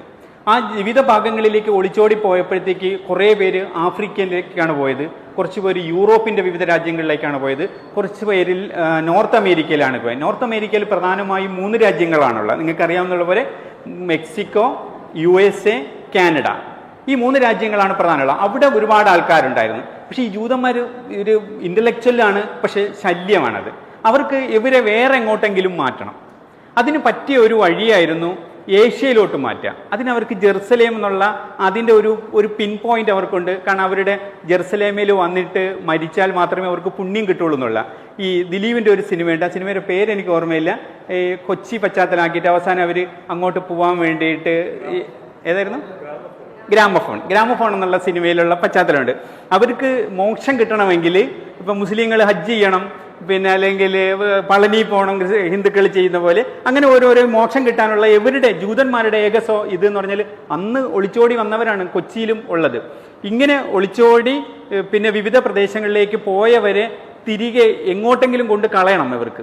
അതിന് ബെസ്റ്റ് ഒരു എക്സാമ്പിൾ ആയിരുന്നു ഇവരെ ഈ ഏഷ്യയിൽ ഒരു സ്ഥലത്തേക്ക് കൊണ്ടുവരിക എന്നുള്ളതാണ്. ഫലസ്തീൻ രാജ്യം പിളർന്നിട്ട് അവിടെ കൊണ്ടുവന്ന് സ്ഥാപിക്കുന്നതിലൂടെ ഇവർക്ക് 2 ഉണ്ടായിരുന്ന ലക്ഷ്യം. അതിൻ്റെ തൊട്ടടുത്തുള്ള രാഷ്ട്രമാണ് മിസ്ർ, ഈജിപ്തിൻ്റെ അവിടെയാണ് ചെങ്കടലുള്ളത്, സൂയസ് കനാലുള്ളത്. ലോകത്തിലെ ഏറ്റവും വലിയ ബിസിനസ് ഹബ്ബിൽ ഒന്നാണ് സൂയസ് കനാൽ. സൂയസ് കനാലിൻ്റെ തൊട്ടടുത്ത് ഒരു ബിസിനസ് കേന്ദ്രം തുറന്നു കിട്ടുകയും ചെയ്യും. ഈ ലോകത്തുള്ള മൊത്തം ജൂതന്മാരെ ഒരു രാജ്യത്തിലേക്ക് കൊണ്ടുവരാനുള്ള ഒരു ലക്ഷ്യവും കൂടിയായിരുന്നു ഇസ്രായേൽ എന്നുള്ള രാജ്യത്തിൻ്റെ ഇത്. അങ്ങനെ കൊണ്ടുവരുന്നതോടുകൂടി ഇവരെല്ലാവരും അങ്ങോട്ട് പോകും. പക്ഷെ അപ്പോൾ അവിടെ ചെല്ലുമ്പോൾ ഇപ്പോൾ കേരളത്തിലേക്ക് തമിഴ്നാട്ടിലുള്ള ജനങ്ങളെ കൊണ്ടുവരണമെങ്കിൽ നമ്മൾ അംഗീകരിച്ചു കൊടുക്കൂല. അപ്പോൾ അത് UN എന്ത് ചെയ്തു, അങ്ങനെ ഒരു ഫോഴ്സ്ഫുള്ളായിട്ട് അങ്ങനെ ഒരു ശ്രമവും കൂടി നടത്തിയതിൻ്റെ ഫലമായിട്ടാണ് ആൾക്കാരെല്ലാം വരും. അപ്പോൾ അവർക്ക് താമസിക്കാനുള്ള സ്ഥലങ്ങൾ ഒരു നിശ്ചിത രീതി നിശ്ചയിച്ചു കൊടുക്കും. അവസാനം വന്ന് വെസ്റ്റ് ബാങ്കിലും ഗാസയിലും മാത്രമായി ചുരുങ്ങി. ഇപ്പോഴത്തെ ആക്രമണത്തിന് ശേഷം ആ പ്രദേശവും 10-15 ലക്ഷത്തോളം ജനങ്ങൾ തിങ്ങിപ്പാർത്തിരുന്ന ആ പ്രദേശത്തിനെയും ഒരു മുട്ടത്തോട് പൊട്ടിക്കുന്ന പോലെ അവരതങ്ങ് പൊട്ടിച്ച് ആ ജനങ്ങൾ വീണ്ടും സിറിയയിലും ലബനാനിലും പിന്നെ മറ്റു പ്രദേശങ്ങളിലും ഒക്കെ അഭയാർത്ഥികളായി മാറിക്കൊണ്ടിരിക്കുകയാണ്. ഈ സിനിമയുടെ കഥ ഇങ്ങനെയാണ്. മൂന്നാൾക്കാർ, ഒരാളിൻ്റെ പേര് അബൂ ഖൈസ് എന്നാണ്. അബൂ ഖൈസിന് ഒരു 50-55 വയസ്സുണ്ട്. അദ്ദേഹത്തിന് ഒരു ഭാര്യയും ഒരു മകനുമാണുള്ളത്. അദ്ദേഹം ഫലസ്തീനിൽ നിന്ന് ജോർദാനിലുള്ള ഒരു ക്യാമ്പിലേക്ക് ഈ ആട്ടി ഓടിക്കപ്പെടുകയാണ്. അപ്പോൾ ക്യാമ്പിലാണ് അയാൾ കഴിയുന്നത്. ഈ ടെൻറ്റിൽ കഴിയുമ്പോൾ ഇയാളുടെ ഏറ്റവും വലിയ ആഗ്രഹം എന്തെന്ന് വെച്ചാൽ ഇയാൾക്ക് സ്വന്തമായൊരു വീട് വേണം. അയാളുടെ ഫലസ്തീൻ മണ്ണിലേക്ക് മടങ്ങി വരണം, ഫലസ്തീൻ മണ്ണിൽ സ്വന്തമായൊരു വീട് വേണം. മാത്രമല്ല അയാളുടെ സ്കൂളിൽ പോകാൻ കഴിയാത്ത മകനെ ഒന്ന് സ്കൂളിൽ വിടണം. കൂടെ 2 ഒലിവ് മരങ്ങൾ വേണം. ആ ഒലിവ് മരങ്ങൾ അയാളുടെ പ്രദേശത്ത് അയാളുടെ സ്വന്തം ഭൂമിയിൽ ഇതൊന്ന് പൊടിപ്പിക്കണം. ഇതാണ് അയാളുടെ ഏറ്റവും വലിയ ആഗ്രഹം. ഇതിനു വേണ്ടി അങ്ങനെ ഭാര്യയുമായി തർക്കിക്കും. അപ്പം ഈ ഭാര്യ പറയും, മനുഷ്യ, ഈ 10 കൊല്ലം കഴിഞ്ഞില്ലേ, ഇനിയും നിങ്ങൾക്ക് ആ രാജ്യത്തേക്ക് തിരിച്ചു പോകാൻ കഴിയുമെന്ന് ആഗ്രഹിക്കുന്നുണ്ടോ? അപ്പം അയാളുടെ ഈ ഭാര്യയുടെ ശരം കൊള്ളുന്ന വാക്കുകൾ കേട്ടിട്ട് മടുത്തിട്ട് ഇയാൾ അന്ന് ലോകത്തിൽ ജനങ്ങൾ ഇങ്ങനെ ജോലി അന്വേഷിച്ച് പോകുന്ന ഒരു പ്രധാന സ്ഥലമായിരുന്നു കുവൈറ്റ്. ഞാൻ അതിനെക്കുറിച്ച് പറയാം. ഈ കുവൈറ്റിലേക്ക് ഇയാൾ യാത്ര ചെയ്യാൻ സന്നദ്ധമാവുകയാണ്. വേറൊരാൾ അസ്അദ് എന്നാണ് അയാളുടെ പേര്. അയാളൊരു ആക്ടിവിസ്റ്റാണ്. അയാളുടെ അച്ഛൻ പിന്നീട് ഈ ഫലസ്തീനിയൻ സൈന്യത്തിൽ പങ്കെടുത്തിട്ട് അല്ലെങ്കിൽ ഫലസ്തീനിയൻ പ്രദേശം മോചിപ്പിച്ചെടുക്കാൻ വേണ്ടി ശ്രമിച്ചിട്ട് ഇസ്രായേൽ സൈന്യത്തിൻ്റെ കൊല്ലപ്പെട്ട ഒരാളിൻ്റെ മകനാണ്. അപ്പോൾ ആ വാപ്പ കൊല്ലപ്പെട്ടതുകൊണ്ട് തന്നെ മകൻ അത്രയും ഒരു വൈരാഗ്യമുണ്ട് ഇസ്രായേലുകാർക്കെതിരെ. പക്ഷേ അയാൾക്ക് ജോർദാൻ പോലീസിനെ പേടിയാണ്. അയാൾ ഈ ഭരണകൂടങ്ങളെ അംഗീകരിക്കാത്ത ഒരു ആക്ടിവിസ്റ്റായിട്ട് വർക്ക് ചെയ്യുന്നുണ്ട്. അവിടെ നിന്ന് ഇയാൾക്ക് രക്ഷപ്പെട്ടു പോകാൻ വേണ്ടിയിട്ട് അയാൾ ചെറുപ്പക്കാരനാണ്. വേറൊരാൾ മർവാനാണ്. 3 പേരാണ്. ആ മർവാനാണ് അതിൽ കുറച്ച് ചെറുപ്പക്കാരനായ ആൾ. ഇതിൽ ചിലപ്പോൾ ഇത് മർവാനായിരിക്കും ഈ കഥാപാത്രം. ഈ മർവാൻ്റെ വിഷയം എന്ന് പറഞ്ഞാൽ, മർവാന് ഈ സ്കൂളിൽ പഠിച്ചുകൊണ്ടിരിക്കുമ്പോൾ മർവാൻ്റെ വാപ്പ വേറൊരു സ്ത്രീയെ കല്യാണം കഴിച്ച് വേറൊരു സ്ഥലത്തേക്ക് പോകും. അതിന് അയാൾ കല്യാണം കഴിച്ച് പോകാനുണ്ടായ കാരണം എന്തെന്ന് വെച്ചാൽ, അയാൾ ഈ ടെൻറ്റിൽ താമസിച്ചിട്ട് അയാൾക്ക് അങ്ങ് മടുക്കും. അയാൾ അപ്പുറത്തുള്ള വേറൊരു സ്ത്രീയെ കല്യാണം കഴിക്കും. ആ സ്ത്രീയാണെങ്കിൽ ഇസ്രായേലിൻ്റെ ബോംബ് സ്ഫോടനത്തിൽ ഒരു കാല് നഷ്ടപ്പെട്ട സ്ത്രീയാണ്. അയാൾ കാണുന്ന ഏറ്റവും വലിയ പ്രത്യേകത എന്ന് വെച്ചാൽ അവർക്കൊരു 3 നില വീടുണ്ട് എന്നുള്ളതാണ്. 3 നില ടെറസുള്ളൊരു വീട്ടിൽ കിടക്കണം എന്നുള്ള ഒരു അതിയായ മോഹത്തിന് ഇയാൾ എന്ത് ചെയ്തു, ഭാര്യയെയും കുഞ്ഞുങ്ങളെയും കളഞ്ഞിട്ട് പോകും. പക്ഷേ അപ്പോൾ ഈ മർവാൻ എന്ത് ചെയ്തു, ഈ വാപ്പ കളഞ്ഞിട്ട് പോയപ്പോൾ പിന്നെ ഉമ്മ ദാരിദ്ര്യത്തിലായി. 4 സഹോദരങ്ങളുണ്ടായിരുന്നു. അപ്പോൾ മൂത്ത മകനായ മർവാന് പിന്നെ സ്കൂളിൽ പോകാൻ പറ്റിയില്ല. ഇവൻ വീട് സംരക്ഷിക്കാൻ വേണ്ടി ജോലിക്കിറങ്ങുകയാണ്. ഇതിൽ തന്നെ ഈ 3 ഇങ്ങനെ ഇറങ്ങി നോക്കുമ്പോൾ അതിനുശേഷം കുറച്ച് ദിവസം കഴിയുമ്പോൾ ഇയാളുടെ ഒരു സഹോദരനുണ്ട് സക്കറിയ എന്ന് പറഞ്ഞിട്ട്. ഈ സക്കറിയ കുവൈറ്റിൽ പോകും. പക്ഷെ സക്കറിയ കുവൈറ്റിൽ പോയി വേറൊരു കല്യാണം കഴിച്ചിട്ട് സക്കറിയ പിന്നെ കുടുംബക്കാരെ നോക്കില്ല, കുടുംബ വീട്ടിലുള്ളവരെ നോക്കില്ല. അപ്പോൾ പിന്നെ ആ തലവേദന മൊത്തം വരണത് മർവാൻ്റെ തലയിലായി. അപ്പോൾ മർവാൻ വിചാരിക്കുകയാണ് ഇനി ഇവിടെ നിന്നിട്ട് കാര്യമില്ല. ഇത് 1958 നടക്കണ ഒരു കഥയായിട്ടാണ് ആ സിനിമയിൽ വരണത്. അന്ന് ഈ ജോർദാനിൽ നിന്ന് ഇറാഖ്, പിന്നെ വരണത് ഇറാഖാണ്, അത് കഴിഞ്ഞ് കുവൈറ്റ് വലിയ സമ്പന്ന രാജ്യമാണ്. നിങ്ങൾക്കറിയാം, ലോകത്തിലെ ഏറ്റവും ആദ്യം പെട്രോൾ കണ്ടെത്തിയത് സൗദി അറേബ്യയിലും UAE-യിലും ആയിരുന്നില്ല, കുവൈറ്റിലായിരുന്നു എന്നാണ്. കുവൈറ്റായിരുന്നു അതിൽ ഏറ്റവും വലിയ സമ്പാദ്യമുള്ള രാജ്യങ്ങൾ, പ്രത്യേകിച്ചും 1948-50കൾക്ക് ശേഷം. അപ്പോൾ ലോകത്തിൽ ജോലി അന്വേഷിച്ച് പോകുന്ന വലിയൊരു ജനവിഭാഗം ഉണ്ടായിരുന്നത് പിന്നെ കുവൈറ്റിലോട്ടാണ്. 1948 ഇസ്രയേലിൻ്റെ രൂപീകരണത്തിന് ശേഷം ഫലസ്തീനികൾ കൂടുതൽ പോകാൻ ആഗ്രഹിച്ചതും കുവൈറ്റിലോട്ടാണ്. കാരണം കുവൈറ്റിൽ അത്രയും സമ്പന്നതയുണ്ട്. നമ്മൾ 1980കൾക്ക് ശേഷം ഗൾഫിലേക്ക് കുടിയേറി പാർത്തതുപോലെ ഫലസ്തീനികൾ, പക്ഷെ നമ്മൾ കുടിയേറി പാർക്കുമ്പോൾ നമ്മൾ കൂടുതൽ പൈസ ആഗ്രഹിച്ചിട്ടാണ് പോകണം, മറ്റൊരങ്ങനെയല്ല, ഗതികെട്ടിട്ടാണ് പോകണം. അപ്പോൾ ഒരു രക്ഷയും ഇല്ലാതെ ഇവരെന്ത് ചെയ്യും, ഈ കുവൈറ്റിലേക്ക് കുടിയേറി പാർക്കാൻ വേണ്ടി ശ്രമിക്കും. പക്ഷേ 1950കൾക്ക് ശേഷം ഉണ്ടായ ആൾക്കാർ ഈ കുടിയേറി പാർക്കാൻ ശ്രമിക്കുന്നവർക്ക് ഈ കുവൈറ്റ് വിസ കൊടുക്കൂല. കാര്യം എന്താണെന്ന് വെച്ചാൽ ക്വാളിഫൈഡ് ജനങ്ങളല്ല അന്ന് കുടിയേറി പാർക്കാൻ ശ്രമിക്കുന്നത്. താഴ്ന്ന എന്തെങ്കിലും കൂലിപ്പണി ചെയ്യാൻ തയ്യാറുള്ള ആൾക്കാരാണ്. വിസ കൊടുക്കാത്തത് കൊണ്ട് തന്നെ ഇവരെന്തെന്ന് വെച്ചാൽ കള്ളവണ്ടി കയറി പോകാൻ ശ്രമിക്കും. അങ്ങനെ കള്ളവണ്ടി കയറി പോകുമ്പോൾ ചിലപ്പോൾ പിടിക്കപ്പെട്ടാൽ ജയിലിലിടും. പക്ഷെ അവരതൊന്നും കാര്യമാക്കൂല. ജീവിക്കാനുള്ള മോഹം കൊണ്ട് ഇവരെന്ത് ചെയ്യും, വീണ്ടും അങ്ങോട്ട് പോകാൻ ശ്രമിക്കുകയാണ്. ഈ 3 പേര് അബൂ ഖൈസും അസ്അദും മർവാനും കൂടി ഇങ്ങനെ വ്യത്യസ്ത ജീവിത പശ്ചാത്തലത്തിൽ നിന്ന് അവർ ഓരോന്ന് തീരുമാനിക്കുകയാണ് എങ്ങനെയെങ്കിലും കുവൈറ്റിൽ പോയി രക്ഷപ്പെടണം എന്നുള്ള രീതിയാണ്. അങ്ങനെ അവർ ബസ്ര എന്ന് പറഞ്ഞിട്ടൊരു ഈ ലോറിയും ബസ്സും ഒക്കെ വന്ന് നിൽക്കുന്ന ഒരു സ്റ്റാൻഡിൽ വന്നിരിക്കും. ഒരു വൈകുന്നേരമാണ്, ഒരു ഇരുട്ട് പരന്ന് വരണ ഒരു സമയത്താണ് വരുന്നത്. ഇവർ ഇങ്ങനെ വന്ന് കാത്തിരിക്കുമ്പോൾ അടുത്തൊരാൾ ഇരിക്കണതുണ്ട്. അപ്പോൾ അബൂ ഖൈസിന് ആദ്യം എന്ത് ചെയ്യും, അസദിനെ കാണും. അവർ രണ്ടുപേരും കൂടെ സംസാരിക്കുന്നിടത്തേക്ക് പിന്നെ മർവാൻ വരെയാണ്. ഈ 3 പേരും കൂടെയാണ് പിന്നെ അവിടെ വന്ന് ഇങ്ങനെ ഇരുന്നിട്ട് സംസാരിക്കുമ്പോൾ ഇവർ വിചാരിക്കും നിൻ്റെ ഉദ്ദേശം എന്താ, എങ്ങനെയെങ്കിലും കുവൈറ്റിലെത്തണം. മറ്റവൻ്റെ ഉദ്ദേശവും അതാണ്. പക്ഷേ ഈ അസദിനെ എന്ത് ചെയ്തെന്ന് വെച്ചാൽ, അസദിൻ്റെ വാപ്പ ഞാൻ നേരത്തെ പറഞ്ഞു അയാൾ ഇതിൽ കൊല്ലപ്പെട്ട ഒരാളാണ്. ആ കൊല്ലപ്പെട്ട അയാളുടെ സുഹൃത്തെന്ന് പറഞ്ഞ ഒരാൾ ഇയാളോട് പറയും ഞാൻ നിന്നെ കൊണ്ടുപോകാൻ കുവൈറ്റിലേക്ക്, നീ എനിക്ക് 20 ദീനാർ തന്നാൽ മതി എന്ന് പറയും. 20 ദീനാർ വാങ്ങിച്ചിട്ട് അയാളങ്ങ് പറ്റിച്ചോളാം. ഇയാൾക്ക് പോകാൻ പറ്റില്ല. ഇവരുടെ കയ്യിലൊന്നും വലിയ പൈസയൊന്നുമില്ല. ഗവൺമെൻറ്റിൻ്റെ ഒഫീഷ്യൽ വിസ എടുത്ത് പോകണമെങ്കിൽ ഒരുപാട് പൈസ വേണം. അതുകൊണ്ട് തന്നെ ഈ ആൾക്കാരെന്ത് ചെയ്യും, ഇങ്ങനെ ഇത് നുഴഞ്ഞു കയറും. നിങ്ങൾ ദുൽഖർ സൽമാൻ്റെ ഒരു സിനിമയുണ്ട്, കാനഡ വഴി അമേരിക്കയിലേക്ക്, ഏതായിരുന്നു, CIA. ആ സിനിമ പോലെ അതൊക്കെ പിന്നെ നമ്മൾ ഈ പ്രേമവും കൊണ്ടും ജീവിക്കാൻ വകുപ്പില്ലാത്തതുകൊണ്ടോ ജീവന് ഭയം ഉള്ളതുകൊണ്ടോ വരുന്നില്ല. പക്ഷെ ഇവരുടെ പ്രശ്നം എന്താണെന്ന് വെച്ചാൽ ജീവിക്കാൻ പറ്റാത്തതുകൊണ്ടും ഈ കുടുംബം അത്രയും പട്ടിണി ആയിപ്പോയതുകൊണ്ടാണ്. എന്നിട്ട് ഇവർ 3 പേരും കൂടെ തീരുമാനിക്കുകയാണ് നമുക്ക് എങ്ങനെയെങ്കിലും രക്ഷപ്പെടാം. അപ്പോൾ അവിടെ വന്നിരുന്നാൽ എങ്ങനെയെങ്കിലും രക്ഷപ്പെടാമെന്ന് പറയുന്നതിൻ്റെ ഇരിക്കുന്നിടയിൽ ചില ആൾക്കാർ വരും. ചില ആൾക്കാർ വന്നിട്ട് ലോറി ഞങ്ങൾ ഇതിനെ കൊണ്ടുപോകാം, ബസ്സിൽ കൊണ്ടുപോകാം, ഞങ്ങളെ വണ്ടി കാറിൽ കൊണ്ടുപോകാം, പക്ഷേ ഞങ്ങൾക്ക് പൈസ തരണം. അപ്പോൾ ഇവർ ചോദിക്കുന്ന എമൗണ്ട് കൊടുക്കാൻ ഇവരിൽ പൈസ ഇല്ല. ചിലരൊക്കെ അഡ്വാൻസ് ചോദിക്കും, 100 ദിനാർ ഇപ്പം തന്നാൽ നീ ഞങ്ങളെ വണ്ടി കൂടെ വന്നോ ഞങ്ങൾ. പക്ഷേ ചിലരെന്ത് ചെയ്യുമെന്ന് വെച്ചാൽ ഈ 100 ദിനാർ വാങ്ങിയിട്ട് മരുഭൂമി കൊണ്ട് ഇറക്കിയിട്ട് അങ്ങ് പൊക്കളയും. ബസ്ര കഴിഞ്ഞിട്ട് കുവൈറ്റിലേക്ക് പോണ വഴിക്ക് 150 കിലോമീറ്റർ നീളമുള്ള ഒരു മരുഭൂമിയുണ്ട്. ഈ മരുഭൂമി കടന്ന് വേണം പോകാൻ. ചിലപ്പോൾ ഒക്കെ പോലീസ് ചെക്കിംഗ് ഉണ്ടാവും. ചിലപ്പോൾ ഇവന്മാരൊന്ന് 200 ദിർഹം വാങ്ങിച്ചിട്ട് 50 ദിർഹം പോലീസിന് കൊടുത്തിട്ട് ഇവന്മാർ അങ്ങനെയൊക്കെ രക്ഷപ്പെടുത്തും. പക്ഷേ ഇവന്മാരില്ല, അധികം പൈസ ഇല്ല. അപ്പോൾ ആണ് വേറൊരാൾ വരുന്നത്. അയാളുടെ പേര് അബുൽ ഖൈസുറാൻ എന്നാണ്. ഈ അബുൽ ഖൈസുറാൻ വന്നിട്ട് ഇയാളോട് പറയും ഞാൻ നിങ്ങളെ കൊണ്ടുപോകാൻ 3 വരെ, നിങ്ങൾ അവിടെ എത്തിയിട്ട് എനിക്ക് പൈസ തന്നാൽ മതി, എനിക്ക് 15 ദിർഹം തന്നാൽ മതി. ഇത് വലിയ ഓഫറായിരുന്നു അവരെ സംബന്ധിച്ചിടത്തോളം. ഈ 15 കേട്ടപ്പോൾ ഒരു 3 പേരും അങ്ങ് തയ്യാറാവുകയാണ്. കുഴപ്പമില്ല ഞാൻ വരാം. കാരണം അതിൽ ഏറ്റവും വലിയ അട്രാക്ഷൻ എന്ന് പറഞ്ഞാൽ അവിടെ എത്തിയതിന് ശേഷം പൈസ തന്നാൽ മതി എന്നാണ്. കുവൈറ്റിൽ എത്തിയതിന് ശേഷം പൈസ തന്നാൽ മതി എന്നാണ്. അപ്പോൾ ഇവരെല്ലാവരും സമ്മതിച്ച് അവർ കയ്യിലുണ്ടായിരുന്ന ബാഗും ഒക്കെ എടുത്ത് അവിടെ ചെന്ന് നിൽക്കുമ്പോൾ പെട്ടെന്ന് അയാളൊരു ഡിമാൻഡ് പറയും. പക്ഷേ ഒരു ചെറിയ പ്രശ്നമുണ്ട്, ഈ രാത്രി കാലങ്ങളിൽ നിങ്ങളെ കൊണ്ടുപോകാൻ പറ്റില്ല. കാരണം രാത്രി പോലീസ് പട്രോളിങ്ങും ഭയങ്കരമായിരിക്കും. പകലാണ് പോകാനുള്ളത്. പകൽ എന്ന് പറഞ്ഞാൽ ഭയങ്കര ചൂടാണ്. എൻ്റെ വണ്ടി അയാളുടെ പിന്നെ ഹാജി റിസ എന്ന് പറഞ്ഞിട്ടൊരാളുണ്ട്.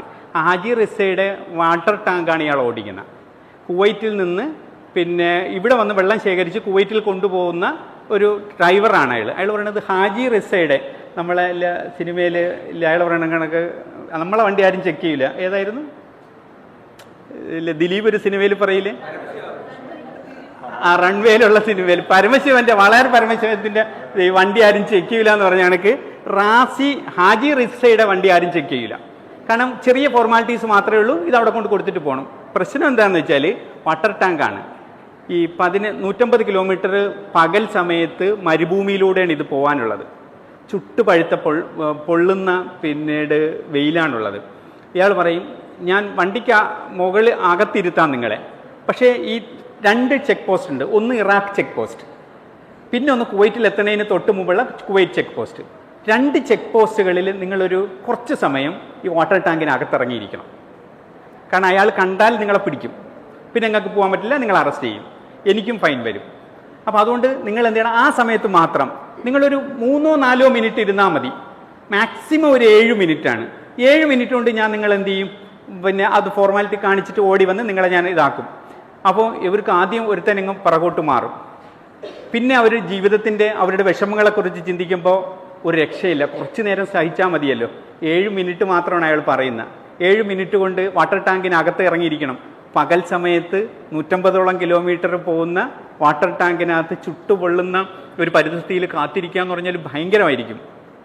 കാരണം എന്നാലും അവരങ്ങ് സമ്മതിക്കും. കാരണം അവരുടെ സ്വപ്നവും വലുതായിരുന്നു. അവരുടെ ജീവനാണ് മാറാൻ പോകുന്നത്, ജീവിതമാണ് മാറാൻ പോകുന്നത്. പക്ഷെ എന്നിട്ട് ആദ്യത്തെ ഇറാഖിൻ്റെ ചെക്ക് പോസ്റ്റിൽ ചെല്ലും. അപ്പം എന്താ പറയുക, അപ്പോൾ അയാളൊരു 50 മീറ്റർ ഇപ്പുറത്ത് വന്നിട്ട് അയാൾ പറയും നിങ്ങൾ ഇറങ്ങി അതിനകത്തിരുന്നു എന്ന് പറയും. പെട്ടെന്ന് അതിനകത്ത് ഇറങ്ങിയിരിക്കും. ഇത് അടയ്ക്കും, അയാൾ ഓടിച്ചെന്ന് അവിടെ നിൽക്കും, അവിടെ നിന്നിട്ട് പേപ്പർ കാണിച്ചിട്ട് തിരിച്ച് ഓടി വരും. തിരിച്ച് ഓടി വരുമ്പോൾ 6ാമത്തെ മിനിറ്റിൽ അയാൾ ഓടി തിരിച്ച് വണ്ടിക്കകത്ത് കയറി വരുന്നുണ്ട്. വന്നിട്ട് ഇയാൾ അപ്പോഴും തുറക്കാൻ പറ്റില്ലല്ലോ, വണ്ടി പെട്ടെന്ന് സ്റ്റാർട്ട് ചെയ്തിട്ട് പിന്നും കുറച്ച് 50 മീറ്റർ പോയിട്ട് വണ്ടി അവിടെ നിർത്തിയിട്ട് ഓടിച്ച് നിർത്തി തുറക്കുമ്പോൾ മുഖമൊക്കെ ഇങ്ങനെ ചുമന്ന് കണ്ണൊക്കെ ഇങ്ങനെ തള്ളി വന്ന 2-3 പേര് ഇങ്ങനെ ഇറങ്ങി ഇങ്ങ് വരും. അവർ വന്നിങ്ങനെ ഇരുന്നിട്ട് വെള്ളമൊക്കെ കുടിച്ച് അവർക്കങ്ങ് ആശ്വാസം. അവർ മരണത്തെ മുഖാമുഖം കണ്ടതുപോലെ ആ മുഖങ്ങളിൽ നമുക്ക് കാണാൻ പറ്റും. രക്ഷപ്പെട്ടു. ഇനി ഒരു ചെക്ക് പോസ്റ്റും കൂടെ ഉള്ളൂ. വീണ്ടും വണ്ടി പോവുകയാണ്. ഇനി പോകുമ്പോഴാണ് ഈ മരുഭൂമിയിലൂടെ പോണത്. ഭയങ്കര ദൂരമുള്ള സ്ഥലമാണ്. 150 കിലോമീറ്റർ എന്ന് പറഞ്ഞാൽ ഞങ്ങൾ ആലോചിച്ച് നോക്കണം. ഇവിടുന്ന് തിരുവനന്തപുരം വരെ പോകാൻ 100 വരില്ല അല്ലേ, 50 കിലോമീറ്റർ 70 കിലോമീറ്ററേ വരുള്ളൂ. അപ്പോൾ അതിനെക്കാട്ടും പോകണം നമുക്ക്. അത്രയും ദൂരം ഈ മരുഭൂമിയിലൂടെ പോവുകയാണ്. 2ാമത്തെ ചെക്ക് പോസ്റ്റിൽ ചെന്നപ്പോൾ ഇവർ വിചാരിച്ച പോലെ സംഗതി നടന്നില്ല. സംഗതി നടക്കാത്ത എന്തെന്ന് വെച്ചാൽ ഈ അവിടെ ചെന്ന് ഇയാളില്ലേ അബുൽ ഖൈസ്റാൻ ഈ അതിൻ്റെ കഥയിൽ ആദ്യം പറയുന്നുണ്ട്, ഇയാളൊരു ആക്ടിവിസ്റ്റ് ആയിരുന്നു, ഇയാളൊരു പട്ടാളക്കാരനായിരുന്നു, ഇയാൾ ഈ ഇസ്രായേലിനെതിരെ യുദ്ധം ചെയ്തിട്ടുണ്ട്, ഇസ്രായേലിനെതിരെ യുദ്ധം ചെയ്തൊരു ബോംബ് സ്ഫോടനത്തിൽ ഇയാൾ ഷണ്ടനായി മാറി എന്ന് പറയുന്നുണ്ട്. എന്നിട്ട് ഇയാൾ എന്ത് ചെയ്തു എന്ന് വെച്ചാൽ വീണ്ടും 2ാമത്തെ ചെക്ക് പോസ്റ്റിലേക്ക് ഓടിച്ചെന്നിട്ട് പിന്നീട് ഈ എന്താ പറയുക ടാങ്കിൽ ഒരു മെസ്സേജ് കൊടുക്കും, നിങ്ങൾ അവിടെ ഇരുന്നോ, ഞങ്ങൾ പെട്ടെന്ന് വരുമെന്ന് പറയും. ഇയാൾ ഓടിച്ചെല്ലുമ്പോഴത്തേക്ക് ഈ അവിടെ ഇരുന്ന സെക്യൂരിറ്റി ഉണ്ടല്ലോ, ഇയാൾക്കൊരു ഗേൾ ഫ്രണ്ട് ഉണ്ട്. ആ ഗേൾ ഫ്രണ്ടിൻ്റെ കാമലീലകൾ ഇയാൾ ചോദിച്ച് മനസ്സിലാക്കാൻ തമാശ കളിക്കാൻ വേണ്ടിയിട്ട്, നീ പറയടോ നിന്റെ ഗേൾ ഫ്രണ്ട് എവിടെയാണ്, അവളിപ്പോൾ എവിടെയാണ് ഉള്ളത്, നിന്നെ കാണാൻ വരാറുണ്ടോ എന്നൊക്കെ ഇങ്ങനെ ചോദിക്കും. അപ്പോൾ ഇയാൾ പറയുന്നുണ്ട്, പിന്നെ എനിക്കതൊന്നുമില്ല, നിങ്ങൾ എനിക്ക് പെട്ടെന്നൊന്ന് പേപ്പർ ശരിയാക്കിത്താ, ഞാൻ പോട്ടെ, എനിക്ക് പെട്ടെന്ന് പോകണം. ഇയാൾ ഇന്ന് മാത്രം എന്താ തിരക്ക് എന്നൊക്കെ പറഞ്ഞ് ഇയാൾ ഇങ്ങനെ കളിയാക്കും. ഇയാൾ എത്ര നിർബന്ധിച്ചിട്ടും വിടില്ല. ഇയാളെ കണ്ണുകളിൽ ഇങ്ങനെ മനസ്സിലാവുന്നത്, കാരണം 3 ജീവനാണ് ആ വാട്ടർ ടാങ്കിനകത്തിരിക്കുന്നത്. എങ്ങനെയെങ്കിലും രക്ഷപ്പെടാൻ വേണ്ടിയിട്ടാണ് ആ വാട്ടർ ടാങ്കിനകത്തിരിക്കുന്നത്. പക്ഷേ ഇവന്മാർ ഇങ്ങനെ ആക്കും, സമ്മതിക്കൂല, ഇവന്മാർ കൊടുക്കൂല. പിന്നെ നിങ്ങൾക്ക് അങ്ങ് പോയിട്ട് എന്തോ സാധിക്കാനുള്ളത്, ഈ വണ്ടി അവിടെ കൊണ്ട് ചെല്ലണമെന്നെല്ലാം പറഞ്ഞ് കളിയാക്കി നിൽക്കും. ഒടുവിൽ ഇയാൾ എങ്ങനെയെങ്കിലും വാങ്ങിച്ചിട്ട് വണ്ടി കയറി ഓടിച്ചെന്ന് 50 മീറ്റർ കഴിഞ്ഞിട്ട് ഇത് തുറന്നു നോക്കുമ്പോൾ ഈ 3 ആൾക്കാരില്ലേ, മർവാനും അസദും അബൂ ഖൈസും മരിച്ചതിനകത്തിരിക്കും. ഭയങ്കരമാണ്. മരിച്ചുപോയി അവർ. കാരണം അപ്പോൾ ഈ 21 മിനിറ്റാണ് അവൾ വാച്ചിലേക്ക് നോക്കുമ്പം 21 മിനിറ്റ്, മാക്സിമം 7 മിനിറ്റായിരുന്നു ഇരിക്കാൻ പറ്റുക. 21 മിനിറ്റുകൾ കഴിയുമ്പോഴാണ് ഇയാൾക്ക് പിന്നെ ആ വാച്ച് നോക്കാൻ പറ്റണം. ക്രൂരനായ അയാൾ എന്ത് ചെയ്തു എന്ന് വെച്ചാൽ പിന്നീട് ഇതിനെ കൊണ്ട് വീട്ടിൽ പോകാൻ പറ്റില്ലല്ലോ. ഇയാൾ പിന്നീട് ഈ ഡെഡ് ബോഡിയും കൊണ്ട് പിന്നെ അവിടെ ഈ ഈ വേസ്റ്റ് ഇടുന്ന മലയുണ്ട്, ആ മലയിൽ കൊണ്ടുപോയി ഉപേക്ഷിക്കുകയാണ്. അതിൻ്റെ ഇടയിൽ അതിൻ്റെ ഒരു ആ നോവലിൻ്റെ ഒരു കൺക്ലൂഷൻ ഉണ്ട്, ഞാൻ ജസ്റ്റ് ഒന്ന് വായിച്ചു തരാം. അപ്പോഴാണ് നമുക്ക് അതിൻ്റെ ഒരു ഭയങ്കര ഫീലിംഗ് വരിക. ഈ സിനിമയാണ് ധൂപ്പ് എന്ന് പറഞ്ഞിട്ട് അവർ ഇറക്കിയിരിക്കുന്നത്. അത് ഭയങ്കര രസകരമായ സിനിമയാണ്. നിങ്ങൾ എപ്പോഴെങ്കിലും ഒന്ന് കണ്ടു നോക്കണം. പക്ഷെ നിങ്ങൾ കാണുമ്പോൾ ആ സിനിമയ്ക്ക് ഈ അറബി ആയതുകൊണ്ട് തന്നെ അതുപോലെ 1970 ആയതുകൊണ്ട് തന്നെ നമുക്ക് അത്ര രസത്തിന് അത് കാണാൻ കഴിയില്ല. പക്ഷേ എന്നാലും ഈ കഥയൊന്ന് വായിക്കാൻ നിങ്ങളൊന്ന് ശ്രമിക്കണം. ഭയങ്കര എന്താ പറയുക, ഹൃദയത്തിന് കീറി മുറിക്കുന്ന തരത്തിലുള്ള ഒരു ഫീലിംഗ് നമുക്കുണ്ടാവും. ആ കഥയുടെ നോവല് ഇങ്ങനെയാണ് അവസാനിക്കുന്നത്. ഞാനൊന്ന് വായിക്കാം. തിരികെ വന്ന് ടാങ്കർ ലോറിയുടെ സീറ്റിലേക്ക് കയറി എഞ്ചിൻ ഓണാക്കി പതിയെ റിവേഴ്സ് ഗിയർ എടുക്കുന്നതിൽ മറ്റു വാഹനങ്ങളുടെ ടയർ പാടുകൾക്ക് മുകളിലൂടെ വണ്ടി ഓടിക്കുവാൻ പ്രത്യേകം ശ്രദ്ധിച്ചു. കുറച്ചു ദൂരം പിന്നിട്ടപ്പോഴാണ് മറ്റൊരു ചിന്തയുണ്ടാകുന്നത്. അതോടെ എഞ്ചിൻ ഓഫാക്കിയ ശേഷം നേരത്തെ മൃതദേഹങ്ങൾ കൊണ്ട് തള്ളിയ മാലിന്യ കൂമ്പാരത്തിന് അരികിലേക്ക് തിരികെ ചെന്നു. മൃതദേഹങ്ങളുടെ കീശയിലുണ്ടായിരുന്ന പണവും മർവാന്റെ കയ്യിൽ കിടന്ന വാച്ചും ഊരിയെടുത്ത ശേഷം ലോറിക്കരികിലേക്ക് ആ ഡ്രൈവർ നടന്നു. ഡ്രൈവറുടെ സീറ്റിനരികിലേക്ക് കാലുയർത്തി വയ്ക്കാൻ ഒരുങ്ങിയപ്പോഴാണ് കൊള്ളിയാൻ പോലെ ആ ചിന്ത മനസ്സിലേക്ക് എത്തിയത്. ഒരു നിമിഷം ആകെ തരിച്ചു നിന്നുപോയി. അലറി വിളിച്ചാലോ എന്നുപോലും തോന്നി. ലോറിയിലേക്ക് കയറാൻ ശ്രമിച്ചെങ്കിൽ അതിനുള്ള ശക്തി കിട്ടുന്നില്ല. തല പൊട്ടിത്തെറിക്കുമെന്ന് തോന്നുന്നു. അസ്വസ്ഥമായ ചിന്തകൾ തലച്ചോറിലിരുന്ന് മൂളുന്നത് പോലെ. അവയെ പുറത്തെറിയാൻ എന്നവണ്ണം മുടി പിടിച്ചു വലിച്ചു നോക്കി. ഇല്ല, പോകുന്നില്ല. കൂടുതൽ രൂക്ഷമാകുന്നതേ ഉള്ളൂ ആ മുഴക്കം. ശവങ്ങൾ തല്ലിയ തലത്തേക്ക് തിരിഞ്ഞു നോക്കി. ഒന്നും കാണാനാകുന്നില്ല. ഇരുട്ടിലേക്ക് തുറച്ചു നോക്കുന്നതിനിടയിൽ പിടയുന്ന ആ ചിന്ത നാവിലേക്ക് ഊർന്നിറങ്ങി. എന്തുകൊണ്ടായിരിക്കും അവർ ടാങ്കർ ലോറിയുടെ ഭിത്തിയിലിടിച്ച് ശബ്ദമുണ്ടാക്കാതിരുന്നത്? ഒരു വേള അവരൊന്ന് ആ ടാങ്കർ ലോറിയിലൊന്ന് ഇടിച്ചിരുന്നെങ്കിലേ, അല്ലെങ്കിൽ ആ ശബ്ദം ഉണ്ടായിരുന്നെങ്കിലേ, മരണഭയം ഭയങ്കരമല്ലേ. മരിക്കുന്നതിന് തൊട്ട് മുമ്പുണ്ടാകുന്നൊരു നിമിഷമില്ലേ, ആ നിമിഷത്തിലൊന്ന് ടാങ്കിൽ കിടന്ന് ഭയങ്കര അടിച്ചെങ്കിൽ സെക്യൂരിറ്റി കേൾക്കും. കാരണം 50 മീറ്റർ മാത്രമേ ദൂരമുള്ളൂ. അപ്പോഴും അയാൾ ഒന്നെങ്കിൽ തുറന്നെങ്കിലും ശരിക്കും മരിച്ചു പോവില്ലായിരുന്നല്ലോ. ഇപ്പോൾ ഇവരെന്തുകൊണ്ടായിരിക്കും ടാങ്കർ ലോറിയിൽ മുട്ടാതിരുന്നതെന്ന് അയാൾ ഇങ്ങനെ ഈ എഴുത്തുകാരൻ ചോദിക്കുകയാണ്. ഒരുപക്ഷെ ആ മുട്ടാതിരുന്നതെന്ന് വെച്ചാൽ ഒരു നിമിഷം കൂടി കാത്തിരുന്നാൽ എൻ്റെ ജീവിതം രക്ഷപ്പെടുമല്ലോ എന്നുള്ളൊരു ചിന്തയുണ്ടല്ലോ, ആ ചിന്തയായിരുന്നിരിക്കണം അവരെ മരിക്കാൻ കാരണമായത്. ഒരു ഭംഗിയുള്ള സിനിമയാണ് അൽ മഖ്ദൂഊൻ. എപ്പോഴെങ്കിലും പറ്റുമെങ്കിൽ നിങ്ങളൊന്ന് കണ്ടു നോക്കുക. ഗൾഫ് റീജിയണിലെ ഈ സൗദി അറേബ്യ ഒരു നിങ്ങൾക്കറിയാവുന്ന പോലെ ഒരു റിലീജിയസ് രാജ്യമായതുകൊണ്ട് തന്നെ വല്ലാണ്ടൊന്നും ഗൾഫിൽ സിനിമ വന്നിട്ടില്ല. ഇപ്പോൾ അടുത്താണ് സ്ത്രീകൾക്ക് ലൈസൻസ് പോലും കൊടുത്തു തുടങ്ങിയത്. പക്ഷേ ഇപ്പം അവരങ്ങ് ഡെവലപ്പ് ആയിട്ടുണ്ട്. പക്ഷേ എന്നാൽ UAE മറ്റുമൊക്കെ വല്ല ഫസ്റ്റ് സിനിമ ഇൻ ബഹ്റൈൻ 1921 വന്നിട്ടുണ്ട്. ബഹ്റൈൻ ചെറിയ രാജ്യങ്ങളാണ്, പക്ഷേ 20 സ്ക്രീനൊക്കെ ഉള്ള ബഹ്റൈൻ സെറ്റ് സെൻറ്റർ പോലുള്ള സിനിമാ തിയേറ്ററുകൾ ഇന്നുണ്ട്, നല്ല കമ്പനികളുണ്ട്. കുവൈറ്റിലാണ് പക്ഷേ അന്ന് മുതൽ തന്നെ കുറച്ചും കൂടി സിനിമ നന്നായിട്ടുള്ളത്. 1939 മുതൽ തന്നെ സിനിമകളുണ്ട്. 1972 നല്ല സിനിമകൾ വന്നിട്ടുണ്ട്. ഖാലിദ് സിദ്ദീഖിയൊക്കെ പ്രധാനപ്പെട്ട സിനിമ ആൾക്കാരായിരുന്നു. Iraq has long history of cinema since their independence 1921. 1921 ശേഷം ഇറാഖ് നല്ല ഒരു സിനിമ ആയി വന്നിട്ടുണ്ട്. ഇറാഖിൻ്റെ ഈ വളർച്ചയ്ക്ക് വലിയൊരു ഘടകം സദ്ദാം ഹുസൈൻ ആയിരുന്നത് പോലെ തന്നെ ഇറാഖിൻ്റെ തകർച്ചയ്ക്കും വലിയൊരു ഘടകം സദ്ദാം ഹുസൈൻ ആയിരുന്നു എന്നാണ് ഞാൻ മനസ്സിലാക്കുന്നത്. അതുപോലെ in the course of 100 years from 1921 more than 200 films have been produced and released in Iraq. ഇതിൽ ബാഗ്ദാദ് മെസ്സി എന്ന് പറഞ്ഞിട്ട് ഞാൻ ഈ സിനിമ മെനിങ്ങാന്നാണ് കാണുന്നത്. ഇൻ്റർനാഷണൽ ഫിലിം ഫെസ്റ്റിവലിൽ അവതരിപ്പിച്ചിട്ടുള്ള ഒരു സിനിമയാണ്. എന്തൊരു തിരക്കായിരുന്നു അറിയാം സിനിമയ്ക്ക്. ബാഗ്ദാദ് മെസ്സി, പിന്നീട് നമുക്ക് മെസ്സി അറിയാം അല്ലേ, വേൾഡ് കപ്പ് വാങ്ങിയിട്ടുള്ള മെസ്സി. ബാഗ്ദാദ് മെസ്സി എന്നുള്ള സിനിമയിൽ പിന്നീട് ഈ സഹീം ഉമർ ഖലീഫയാണ് ആ സിനിമ. പിന്നീട് 2023 അത് ഇറങ്ങുന്നത്. ഇപ്പോൾ അത് ഭയങ്കര ഇതായിട്ട് ഓടിക്കൊണ്ടിരിക്കുകയാണ്. പിന്നെ അതിൽ it is about an Iraqi boy who after losing his leg and terrorist attack, അവൻ്റെ പേര് പിന്നെ ഹമൂദി എന്നാണ്. ഞാൻ അതിൻ്റെ ഒരു രംഗം മാത്രം ജസ്റ്റ് ഒന്ന് കാണിക്കാം.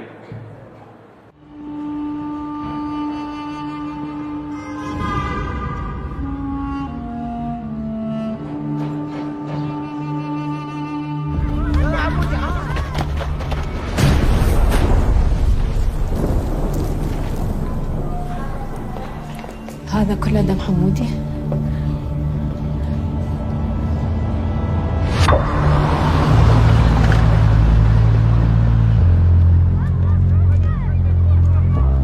لا تخاف، راح رجلك تطلع مرة ثانية. اكو ناس ما عندهم ايد يعزفون الكمان برجليهم. طبعا تقدر تلعب طوبة برجل واحدة. هذا المكان اللي راح نروح له.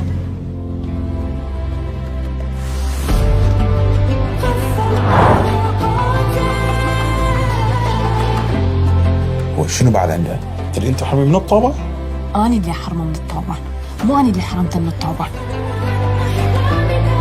يمين طلعت الصورة. أعزائي المشاهدين متابعين في كل مكان، بس آسف ما مصدقين.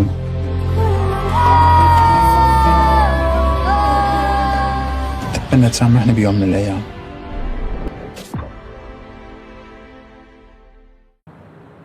സെഹറും ഉമർ ഖലീഫ പിന്നെ സംവിധാനം ചെയ്തിട്ടുള്ളൊരു സിനിമയാണ്. ഈ സിനിമയുടെ കഥ ഇങ്ങനെയാണ്. അയാൾ ഈ ഹമൂദി എന്ന് പറഞ്ഞാൽ 11 വയസ്സായ ചെക്കൻ, ഈ ബാഗ്ദാദിലുള്ളൊരു ചെറുക്കനാണ്. അവൻ ഫുട്ബോൾ ഭയങ്കര ഇഷ്ടമാണ്. അവൻ ഏറ്റവും ഭയങ്കര ഇഷ്ടം മെസ്സി എന്നാണ്. അവൻ്റെ പിതാവിനെ കൊണ്ട് എപ്പോഴും ടീഷർട്ട് വാങ്ങിച്ചിടും. മെസ്സി എന്നുള്ള ടീഷർട്ട് മാത്രമേ എപ്പോഴും ധരിക്കുള്ളൂ. അവന് ചോറ് കൊടുക്കാൻ വരെ അതിലാണ് അവരിങ്ങനെ വയ്ക്കണം. ആ ഉമ്മയും അങ്ങനെ തന്നെ ശ്രദ്ധിക്കുന്നുണ്ടായിരുന്നു. ഇവൻ്റെ വാപ്പ തന്നെ ഈ അമേരിക്കൻ്റെ കൈകളിൽ നിന്ന് ബാഗ്ദാദിനെ മോചിപ്പിച്ചെടുക്കണം എന്നുള്ള ഇതിൽ ഫ്രീ ബാഗ്ദാദ് എന്നുള്ള അല്ലെങ്കിൽ ഫ്രീ ഇറാഖ് എന്നുള്ള ആ ഒരു മൂവ്മെൻറ്റിൽ വർക്ക് ചെയ്യുന്ന ആളാണ്. അപ്പം ഇവനെ ആക്രമിക്കാനായി അമേരിക്കൻ സൈന്യം വരികയാണ്. ഇവന് കളിച്ചുകൊണ്ട് നിൽക്കുന്നതിൻ്റെ ഇടയിൽ ബോംബ് എറിഞ്ഞിട്ട് പിന്നെ വാപ്പായ അയാളെ എറിയണതാണ്. പക്ഷേ കാല് നഷ്ടപ്പെടുന്നത് ഇത് വന്ന് പൊട്ടിയിട്ട് ഇവൻ്റെ കാലങ്ങ് പോകും. അപ്പോൾ അതാണ് ഫസ്റ്റിലത്തെ രംഗം കണ്ടില്ലേ. അപ്പോൾ ഇവൻ വന്ന് ആശുപത്രിയിൽ ആ സിനിമ തുടങ്ങുമ്പോൾ കാണുന്നത് ഇവൻ്റെ കാല് മുറിഞ്ഞിട്ട് ഇയാളെടുത്ത് ഹോസ്പിറ്റലിലേക്ക് കൊണ്ടുപോകുന്നതാണ് നമ്മൾ കാണുക. അപ്പോൾ അവിടെ ചെന്നപ്പം ഉമ്മ വന്ന് ഇവനിങ്ങനെ നോക്കുമ്പോൾ ഇവ ഇങ്ങനെ കിടക്കുന്നുണ്ട്, മൂടി കിടത്തിയിരിക്കുന്നുണ്ട്. ഇപ്പോൾ ഇങ്ങനെ വന്നു. അപ്പോൾ അവർക്ക് ഭയങ്കര മനസ്സിനകത്തൊരാശ്വാസം, കാരണം മകൻ ജീവനോടെ ഉണ്ടല്ലോ എന്ന്. അവസാനം വന്ന് ഭർത്താവിനെ ഇങ്ങനെ വന്നിട്ട് ഇങ്ങനെ തോക്കുമ്പോൾ ഇവിടെ അത്രയും ചോര. അപ്പോൾ അവർ ചോദിക്കും, ഇത് എൻ്റെ പൊന്നുമോൻ്റെ രക്തമാണോ എന്നാണ് ചോദിക്കണം. അവൻ്റെ രക്തമാണോ ഇത്, വേറെ ആരെങ്കിലും കൊണ്ടുവന്നതാണോ എന്ന്. അപ്പോൾ അവരിങ്ങനെ പിടിക്കുന്നുണ്ട് ഈ ചോര. എന്നിട്ട് അവരിങ്ങനെ ഇത് മാറ്റി നോക്കുമ്പോൾ ഇവൻ്റെ കാലില്ല. കാരണം അവൻ്റെ സ്വപ്നമാണത്. അവനാകാനുള്ളത് അന്നത്തെ ബാഗ്ദാദിലുള്ള ആ കളിപ്രദേശത്തിൻ്റെ ക്യാപ്റ്റനാണ് ഈ ഹമ്മൂദി എന്ന് പറയുന്നത്. കാലില്ല. അവസാനം ഇവരങ്ങ് പുറത്ത് പോകുമ്പം ഇതിനപ്പുറത്തൊരാൾ, വലിയൊരാൾ കൈയില്ലാതെ ഇങ്ങനെ കിടക്കുന്നുണ്ട്. അപ്പോൾ ഇങ്ങനെ കാലിങ്ങനെ പൊക്കി, കാലിങ്ങനെ പൊക്കി വെച്ചിട്ട് ഇങ്ങനെ വിഷമിച്ചിരിക്കുമ്പോൾ അയാൾ പറയും, മോൻ വിഷമിക്കണ്ട, ചെടി വളരുന്ന പോലെ ഈ കാല് വളരും, കാലങ്ങ് വളർന്നോളും, നഖവും മുടിയൊക്കെ വളരണില്ലേ, അതുപോലെ കാല് വളർന്നോളും. അപ്പോൾ ഇങ്ങനെ അന്തം വിട്ട് നോക്കുമ്പോൾ പറയും, ഇയാളുടെ ഒരു കൈ ഇല്ല. അപ്പോൾ അയാൾ പറയും, എൻ്റെ ഇത് ആദ്യത്തെ പ്രാവശ്യം കൈ പോയിട്ട് രണ്ടാമത് കൈ പൊട്ടിച്ചു വന്നാണ്, ഇപ്പോൾ രണ്ടാമതും കൈ പോയതാണ്, ഇതും വലുതായി വരും എന്ന് പറയും. ഇവൻ്റെ സ്വപ്നം പിന്നെ കാല് വളരണതിനെ കുറിച്ചാണ്. കാല് വളരും എന്നുള്ള രീതിയിലാണ് ഇവൻ പിന്നെ അങ്ങോട്ട് ജീവിക്കണത്. അപ്പോൾ ഇവൻ്റെ വാപ്പാക്ക് ഭയങ്കര വിഷമമുണ്ട്. ഒരു ദിവസം എനിക്കെൻ്റെ മകൻ പിന്നീട് ഇത് തരുമായിരിക്കും എന്നാണ്, എന്താണ് പുറത്ത് തരുമായിരിക്കും എന്നൊക്കെ ഇയാളിങ്ങനെ ആത്മകഥം ചെയ്യുന്നുണ്ട്. വീണ്ടും അവിടെ നിൽക്കാൻ പറ്റുന്നില്ല. ഇവരുടെ ആക്രമണം, ഇവർ താമസിക്കുന്ന വീട്ടിലേക്ക് ഈ ജനലിൽ കൂടെ ഇങ്ങനെ ബോംബും തീ പന്തമൊക്കെ കൊണ്ടിട്ടിട്ട് ഇവർ ആക്രമിക്കപ്പെടുകയാണ്. പിന്നെ ബാഗ്ദാദിൽ നിന്ന് എത്രയോ കിലോമീറ്റർ അകലെയുള്ള വേറൊരു സ്ഥലത്തേക്ക് ഒരു സ്ത്രീയുടെ സഹായത്തോടു കൂടി ഇവരങ്ങ് രക്ഷപ്പെട്ടു പോവുകയാണ്. അവിടെ ചെല്ലുമ്പോൾ ഒരു ഭയങ്കര കുഗ്രാമമാണ്. അവിടെ ഇവനാണെങ്കിൽ ഭയങ്കര ക്രൈസ് TV ആണ്, ഫുട്ബോളാണ്. അപ്പോൾ അവിടെയുള്ള ചെറിയ പ്രദേശത്ത് കുട്ടികൾ കളിക്കാൻ പോകും. പക്ഷേ ഇവൻ ബാഗ്ദാദിലെ ക്യാപ്റ്റനായിരുന്നു. അവിടെ പോയി അവന് കളിക്കാൻ പോകുമ്പം കുട്ടികൾ അവനെ കൂട്ടില്ല.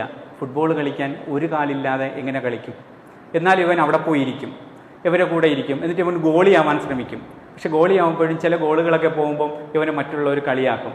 പിന്നീട് ഇവൻ വീട്ടിൽ കളിക്കാൻ പറ്റാതെ വീട്ടിലിരിക്കുമ്പം അവർ ആകെ എന്ത് ചെയ്യും? ഇവനാണെങ്കിൽ ഭയങ്കര ഇത് വരുമ്പോൾ അവരൊരു പഴയ TV വാങ്ങിച്ചുകൊണ്ട് കൊടുക്കും. ആ TV പിന്നീട് അപ്പോൾ മറ്റവന്മാർ കളിപ്പിക്കൂല ഇവനെ. അപ്പോൾ ഇവൻ്റെ വീട്ടിൽ TV വന്നപ്പോൾ അവിടെയുള്ള ആൾക്കാരൊക്കെ TV കാണും. TV കാണുമ്പോൾ മെസ്സിയും റൊണാൾഡോയും തമ്മിലുള്ള മത്സരം കാണാനൊക്കെ ഉമ്മാരും വരും. വേറെ 1-2 പേര് റൊണാൾഡോയുടെ ടീമാണ്, ഇവൻ മെസ്സിയുടെ ടീമാണ്. അവസാനം ഈ കളി കാണാൻ അപ്പോൾ ഇവൻ പറയും, ഇത് എൻ്റെ TV ആണ്, എൻ്റെ TV യിൽ കളി കാണണമെങ്കിൽ നാളെ എന്നെ കളിപ്പിക്കണം എന്ന് പറയും. അവസാനം TV ഇടയ്ക്ക് വെച്ച് കേടായിപ്പോവും. ആ ടെക്നീഷ്യൻ വന്നിട്ട് നോക്കും, പറയും ഇനി ഈ TV നന്നാക്കണമെങ്കിൽ ബാഗ്ദാദിൽ കൊണ്ടുപോയി അവിടെ നിന്ന് ആ പിക്ചർ ട്യൂബ് എന്തോ ഇത് നന്നാക്കിയാലേ മാറ്റാൻ പറ്റുള്ളൂ. പിന്നെ അതിനുശേഷം ഇവന്മാർ അതിനു വേണ്ടി പൈസ ഉണ്ടാക്കാൻ പോവുകയും മൈനിൽ ഇങ്ങനെ തട്ടി വരണതും അങ്ങനെ തുടങ്ങി സംഭവ വികാസമായൊരു കഥയാണ്. എന്നിട്ട് തിരിച്ച് ഒരു കാലഘട്ടത്തിൽ വീണ്ടും ഇയാൾ താമസിക്കുന്ന മീൻ കച്ചവടം ചെയ്യാൻ തുടങ്ങും. ഇയാൾ ദാരിദ്ര്യത്തിലാവും. മകന് TV വാങ്ങിക്കൊടുക്കാൻ പറ്റാതാവുന്നതുകൊണ്ട് വീണ്ടും അവരുടെ കളിസ്ഥലത്തുനിന്ന് പുറത്താക്കും. അപ്പോൾ മോന് ഭയങ്കര നിരാശ. അവൻ പറയുന്നത്, എനിക്കൊരു TV എങ്കിലും വാങ്ങി തന്നൂടെ എന്ന്. ഇങ്ങനെ കാലില്ലാത്തതുകൊണ്ട് തന്നെ വേറെ എവിടെയും പോകാനൊന്നും പറ്റില്ല. അങ്ങനെ ഇയാൾ പഴയ TV മുതുകത്ത് കെട്ടിവെച്ചിട്ട് പിന്നെ ബാഗ്ദാദിലേക്ക് പോവാണ്. ബാഗ്ദാദ് ടൗണിൽ പോയിട്ട് ഈ TV നന്നാക്കി കൊണ്ടുവരാനുള്ളൊരു ശ്രമം നടത്തുകയാണ്. അവിടെ പോകുമ്പോൾ മോനെയും കൂടെ കൂട്ടിക്കൊണ്ടുപോയി ബാഗ്ദാദിലെത്തി. പിന്നെ ഒരാളുടെ കാറിൽ കയറി യാത്ര തിരിച്ച്, ഒരു ജീപ്പിലൊക്കെ കയറി യാത്ര തിരിച്ച് ബാഗ്ദാദിലെത്തി. ഈ TV നന്നാക്കണ കടയിൽ കൊടുത്തിട്ട്, നിങ്ങൾ 2 മണിക്കൂർ കഴിഞ്ഞിട്ട് പോവാ, ഞാൻ TV നന്നാക്കി വെച്ചേക്കാം. അപ്പോൾ അവന് ഭയങ്കര സന്തോഷമാണ്. TV ശരിയായതോടുകൂടി തമാം ക്ലിയർ എന്നൊക്കെ പറഞ്ഞിട്ട് അവൻ ഭയങ്കര ഇതായിക്കൊണ്ട് വരുന്നുണ്ട്. അവസാനം TV നന്നാക്കി തിരികെ വരുമ്പോൾ ഇയാൾ പറയും, മോനൊരു കാര്യം ചെയ്യും, ഇവിടെ ഒരു 10 മിനിറ്റ് ഇരിക്കുമെന്ന് പറഞ്ഞിട്ട് ഒരു ചായക്കടയിലിരുത്തി കുറച്ച് പൈസയും കൊടുത്തിട്ട് പറയും, മോൻ ഇവിടെ ഇരിക്കും, പെട്ടെന്ന് വരാമെന്ന് പറയും. എന്നിട്ട് ഇയാൾ പോവും, ആ പഴയ ഓഫീസിലേക്ക് പോകും. പഴയ ഓഫീസിലേക്ക് പോയാലുള്ള കുഴപ്പം എന്തെന്ന് വെച്ചാൽ, അവിടെ ചെല്ലുമ്പോൾ ഇയാൾ അമേരിക്കൻ സൈന്യത്തിനെതിരെയാണ് പ്രവർത്തിക്കാനുള്ളത്. ഇതെങ്ങനെയെങ്കിലും അറിഞ്ഞാൽ ഇവനെ ആക്രമിക്കും. പണ്ട് ആക്രമിച്ചതാണ് മോൻ്റെ കാല് പോയത്. ഇയാൾ ഗതി കെട്ടിട്ട് ഈ വാടക പോലും കൊടുക്കാൻ കഴിയാത്തതുകൊണ്ട് തന്നെ, വേറെ ഒരു രക്ഷയും ഇല്ലാത്തതുകൊണ്ട് തന്നെ ഇയാൾ എന്ത് ചെയ്യും, വീണ്ടും അതിലേക്ക് പോകും. തിരിച്ചിറങ്ങുമ്പോൾ ഒരാൾ അമേരിക്കൻ സൈന്യത്തിനെ അറിയിക്കുകയും, അപ്പോൾ മോനും ഈ TVയുമായിട്ട് തിരിച്ചു വരണ ഇടയിൽ അവർ പട്ടാളക്കാരിങ്ങനെ റൗണ്ട് ചെയ്ത് വന്നിട്ട് വെടിവെക്കുമ്പം പിന്നെ ഇയാളെ പുറത്ത് കൊള്ളും, പാപ്പായുടെ പുറത്ത് കൊണ്ടിട്ട്. അപ്പോൾ അങ്ങ് മരിക്കാറാവുമ്പോൾ മോന് അറിഞ്ഞുകൂടെ എന്താണ് സംഭവിക്കണേന്ന്. അപ്പോൾ ആ ചെറുക്കനല്ലേ, അപ്പോൾ ഇങ്ങനെ ഓടി വന്ന് തലയിൽ ഇങ്ങനെ എടുത്തു വെക്കുമ്പോൾ ഇയാൾ പറയുന്നൊരു വാചകമുണ്ട്, വാപ്പ മരിക്കൂല മോനെ, വാപ്പ പോയിട്ട് പിന്നെ വരും, മോനൊരു കാര്യം ചെയ്യണം, ഈ TVയും കൊണ്ട് വീട്ടിൽ പോകണം മാത്രമല്ല, ഈ സൈന്യത്തിൽ നിന്ന് പുറത്തിറങ്ങുമ്പോൾ വലിയൊരു ചെക്ക് കൊടുക്കും. എന്നിട്ട് പറയും, ഈ ചെക്ക് നീ ഉമ്മാരടുത്ത് കൊടുക്കണം. ചെക്ക് ഉമ്മാരടുത്ത്, ഇതിനകത്ത് കുറേ പൈസ ഉണ്ട്, മോൻ ആവശ്യമുള്ള ഫുട്ബോളും മറ്റുമൊക്കെ വാങ്ങിത്തരാനുള്ള പൈസ ഇതുണ്ട്, പാപ്പ മരിക്കൂല, പാപ്പ പിന്നീട് എപ്പോഴെങ്കിലും വരും എന്ന് പറഞ്ഞിട്ട് ഇയാൾ അങ്ങ് മരിച്ചു വീഴും. പിന്നെ സിനിമ കാണുന്നത് ഇവൻ പിന്നെ TVയും കൊണ്ട് ഒരു ട്രാക്കിൽ വരണതാണ്, ടെമ്പോയിലെ പോലത്തെ ഒരു സ്ഥാനത്തിൽ വരണതാണ്. അപ്പോൾ ഇവൻ്റെ കൂട്ടുകാരൊക്കെ കാത്തിരിക്കുകയാണ്, ഹമ്മൂദി വന്നേ എന്ന് പറഞ്ഞിട്ട് വരിക്കും. ഹമ്മൂദി വരണതല്ല അവരുടെ സന്തോഷം, ഹമ്മൂദിയുടെ കൂടെ TV ഉണ്ട് എന്നാണ്. അവസാനം TV കണ്ടുകൊണ്ടിരിക്കുമ്പം ഉമ്മ ചോദിക്കും, പാപ്പ എവിടെ? അപ്പോൾ ഇവ ഒന്നും മിണ്ടൂല. ഈ TV കാണാൻ പറ്റും. പക്ഷെ എല്ലാവരും ഇങ്ങനെ ഹമൂദി ഇരുന്ന് കളിക്കുന്നുണ്ട്. റൊണാൾഡോ ഉണ്ട്, മെസ്സി ഉണ്ട്. മെസ്സി ഗോളടിക്കും. മെസ്സി ഗോളടിച്ചിട്ടും ഇവൻ ചിരിക്കുന്നില്ല. അപ്പോൾ ഉമ്മ പതിയെ അവനെ വിളിച്ചിട്ട് പറയും, മോൻ പറ, വാപ്പ എവിടെ പോയി, വാപ്പ എന്ത് പറഞ്ഞിട്ട് പോയി? അപ്പോൾ അവൻ പറയുന്നുണ്ട്, ഉമ്മ എനിക്ക് പാപ്പായെ എടുത്തുകൊണ്ട് വരാനുള്ള ശക്തി എനിക്കില്ലായിരുന്നു. പാപ്പ മരിച്ചുപോയി, പക്ഷേ TV കൊണ്ടുവരണത് പോലെ പാപ്പായും കൂടെ എടുത്തുകൊണ്ട് വരാനുള്ള എനിക്ക് ശക്തിയില്ലായിരുന്നു എന്ന് പറയുമ്പോൾ സിനിമയോട് അവസാനിക്കുകയാണ്. ബാഗ്ദാദ് മെസ്സി നമ്മളുടെ കണ്ണുകളിലേക്ക്, പിന്നെ നമ്മുടെ ഹൃദയത്തിലേക്ക് ആഴ്ന്നിറങ്ങുന്ന ഒരു സിനിമയാണ്. പറ്റുമെങ്കിൽ എപ്പോഴെങ്കിലും ഒന്ന് കണ്ടു നോക്കണം കേട്ടോ.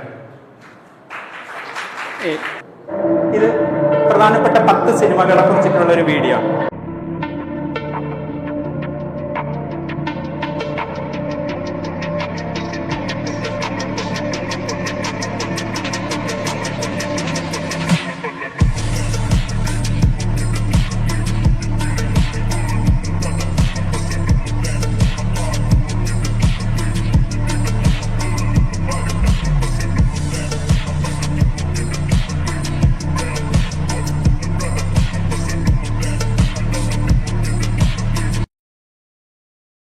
ഈ കപ്പർനാം നമ്മളെ IFFK international film festival of കേരളയിൽ ഏറ്റവും ബെസ്റ്റ് സിനിമയ്ക്കുള്ള അവാർഡ് കിട്ടിയിട്ടുള്ളൊരു ഇതാണ്. ഈ കുഞ്ഞിനെ അവൻ്റെ ഐഡൻറ്റിറ്റിയെ തപ്പി അവൻ ഇറങ്ങുന്നതാണ്. ഞാൻ ആരാണ്, എൻ്റെ രാജ്യം ഏതാണെന്നൊക്കെ പറഞ്ഞിട്ട് സംഭവബഹുലമായൊരു കഥയാണ് ഈ കപ്പർനാം. നിങ്ങളൊന്ന് കണ്ടു നോക്കണം. കഥ പറയാനുള്ള സമയമില്ലാത്തതുകൊണ്ട് ഞാൻ അടുത്തയിലേക്ക് പോകുന്നു. വിമൻ ഇൻ അറബ് ഫിലിംസ് എന്നുള്ളത് വലിയൊരു പോയിന്റാണ്. Challenging stereotypes. The Arab female film makers have played A crucial role in challenging stereotypic representations of women cinema. അതോടൊപ്പം തന്നെ ഈ സ്ട്രോങ് ഫീമെയിൽ ലീഡ്സ് നമുക്ക് അതിനകത്ത് കാണാൻ പറ്റും. തീം ഓഫ് എംപവർമെന്റ് അതിലേക്ക് വരുന്നുണ്ട്. These films explores issues related to gender equality, social change and challenges faced by the women in Arab societies. സ്ത്രീകൾ അവർ ഫേസ് ചെയ്യുന്ന പ്രശ്നങ്ങളെ വളരെ തന്മയത്വത്തോടു കൂടി അവതരിപ്പിക്കാൻ വേണ്ടിയിട്ട് ഈ സിനിമകൾ അവർ ഉപയോഗിച്ചിട്ടുണ്ട്. അതോടൊപ്പം തന്നെ ഈ അറബ് സ്പ്രിങ് എന്ന് പറഞ്ഞാൽ 2011 അറബിലെ പ്രദേശങ്ങളിൽ മൊത്തം ഉണ്ടായ ഒരു ഈ ബഷാറിനെതിരെയൊക്കെ വന്നു. പക്ഷെ അന്ന് ബഷാർ മാത്രമാണ് അതിജയിച്ചത്. പിന്നെ ഒരുപാട് ആൾക്കാരൊക്കെ ഈ ലിബിയയിലൊക്കെയുള്ള ഭരണകൂടങ്ങളൊക്കെ തകർന്ന് തരിപ്പണമായിരുന്നു. അറബ് സ്പ്രിങ്ങിൻ്റെ ഏറ്റവും വലിയൊരു മോട്ടിവേഷനും അല്ലെങ്കിൽ അവരുടെ വലിയൊരു ഇതും സിനിമയായിരുന്നു. അതുപോലെ ഡോക്യുമെൻ്ററീസ്, ഫിക്ഷണൽ ഫിലിംസും ഇൻഡിപെൻഡൻറ്റ് വോയിസ് വന്നു എന്നാണ്. The rise of independent cinema gave voice to marginalised communities and offered alternative perspective on the Arab world എന്നുള്ളത്. ഈ സംഗീതാത്മകവും കൂടിയാണ് സിനിമ എപ്പോഴും. നമ്മൾ വെറും അടിയും വഴക്കും മാത്രമല്ലാതെ കളർഫുള്ളായ സിനിമകളും ഒരുപാടുണ്ട്. ഈ ഒരു പാട്ട് മാത്രം കേൾക്കാം, ജസ്റ്റ് ഉണ്ട്.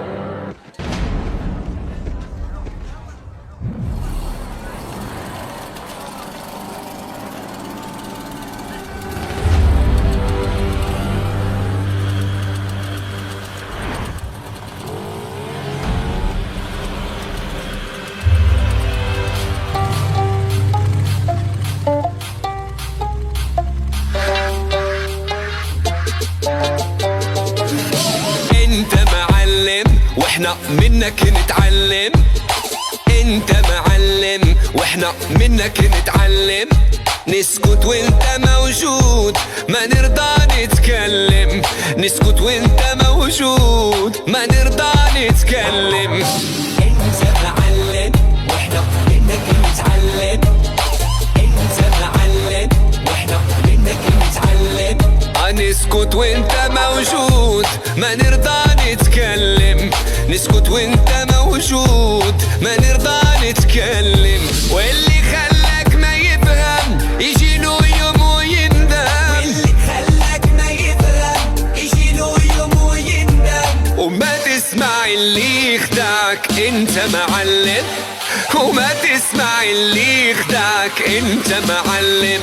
هي انت معلم واحنا منك نتعلم. معلم انت معلم واحنا منك نتعلم. نسكت وانت موجود ما نرضى نتكلم. نسكت وانت موجود ما نرضى نتكلم. معلم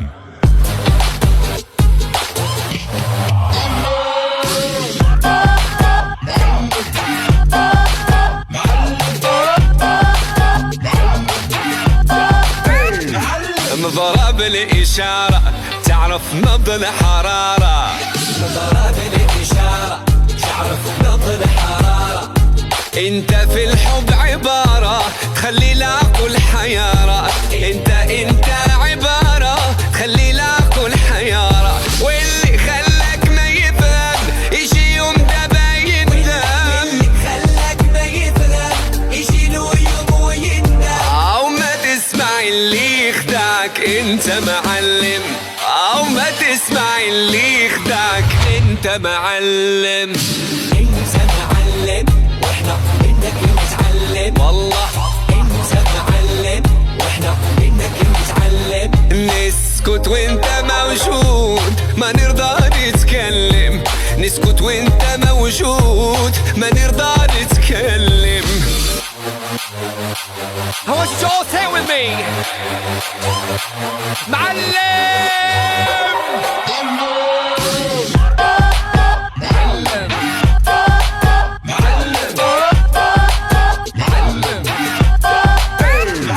تستاهل طيارة لا طيارة شوية عليك تستاهل طيارة لا طيارة شوية عليك تطير انت في العالي ما نوصل لك يا غالي تطير انت في العالي ما نوصل لك يا غالي اللي خلاك ما يفهم يجي يوم ده يندم اللي خلاك ما يفهم يجي له يوم ويندم وما تسمع اللي يخدعك انت معلم لا تسمع اللي يخدعك انت معلم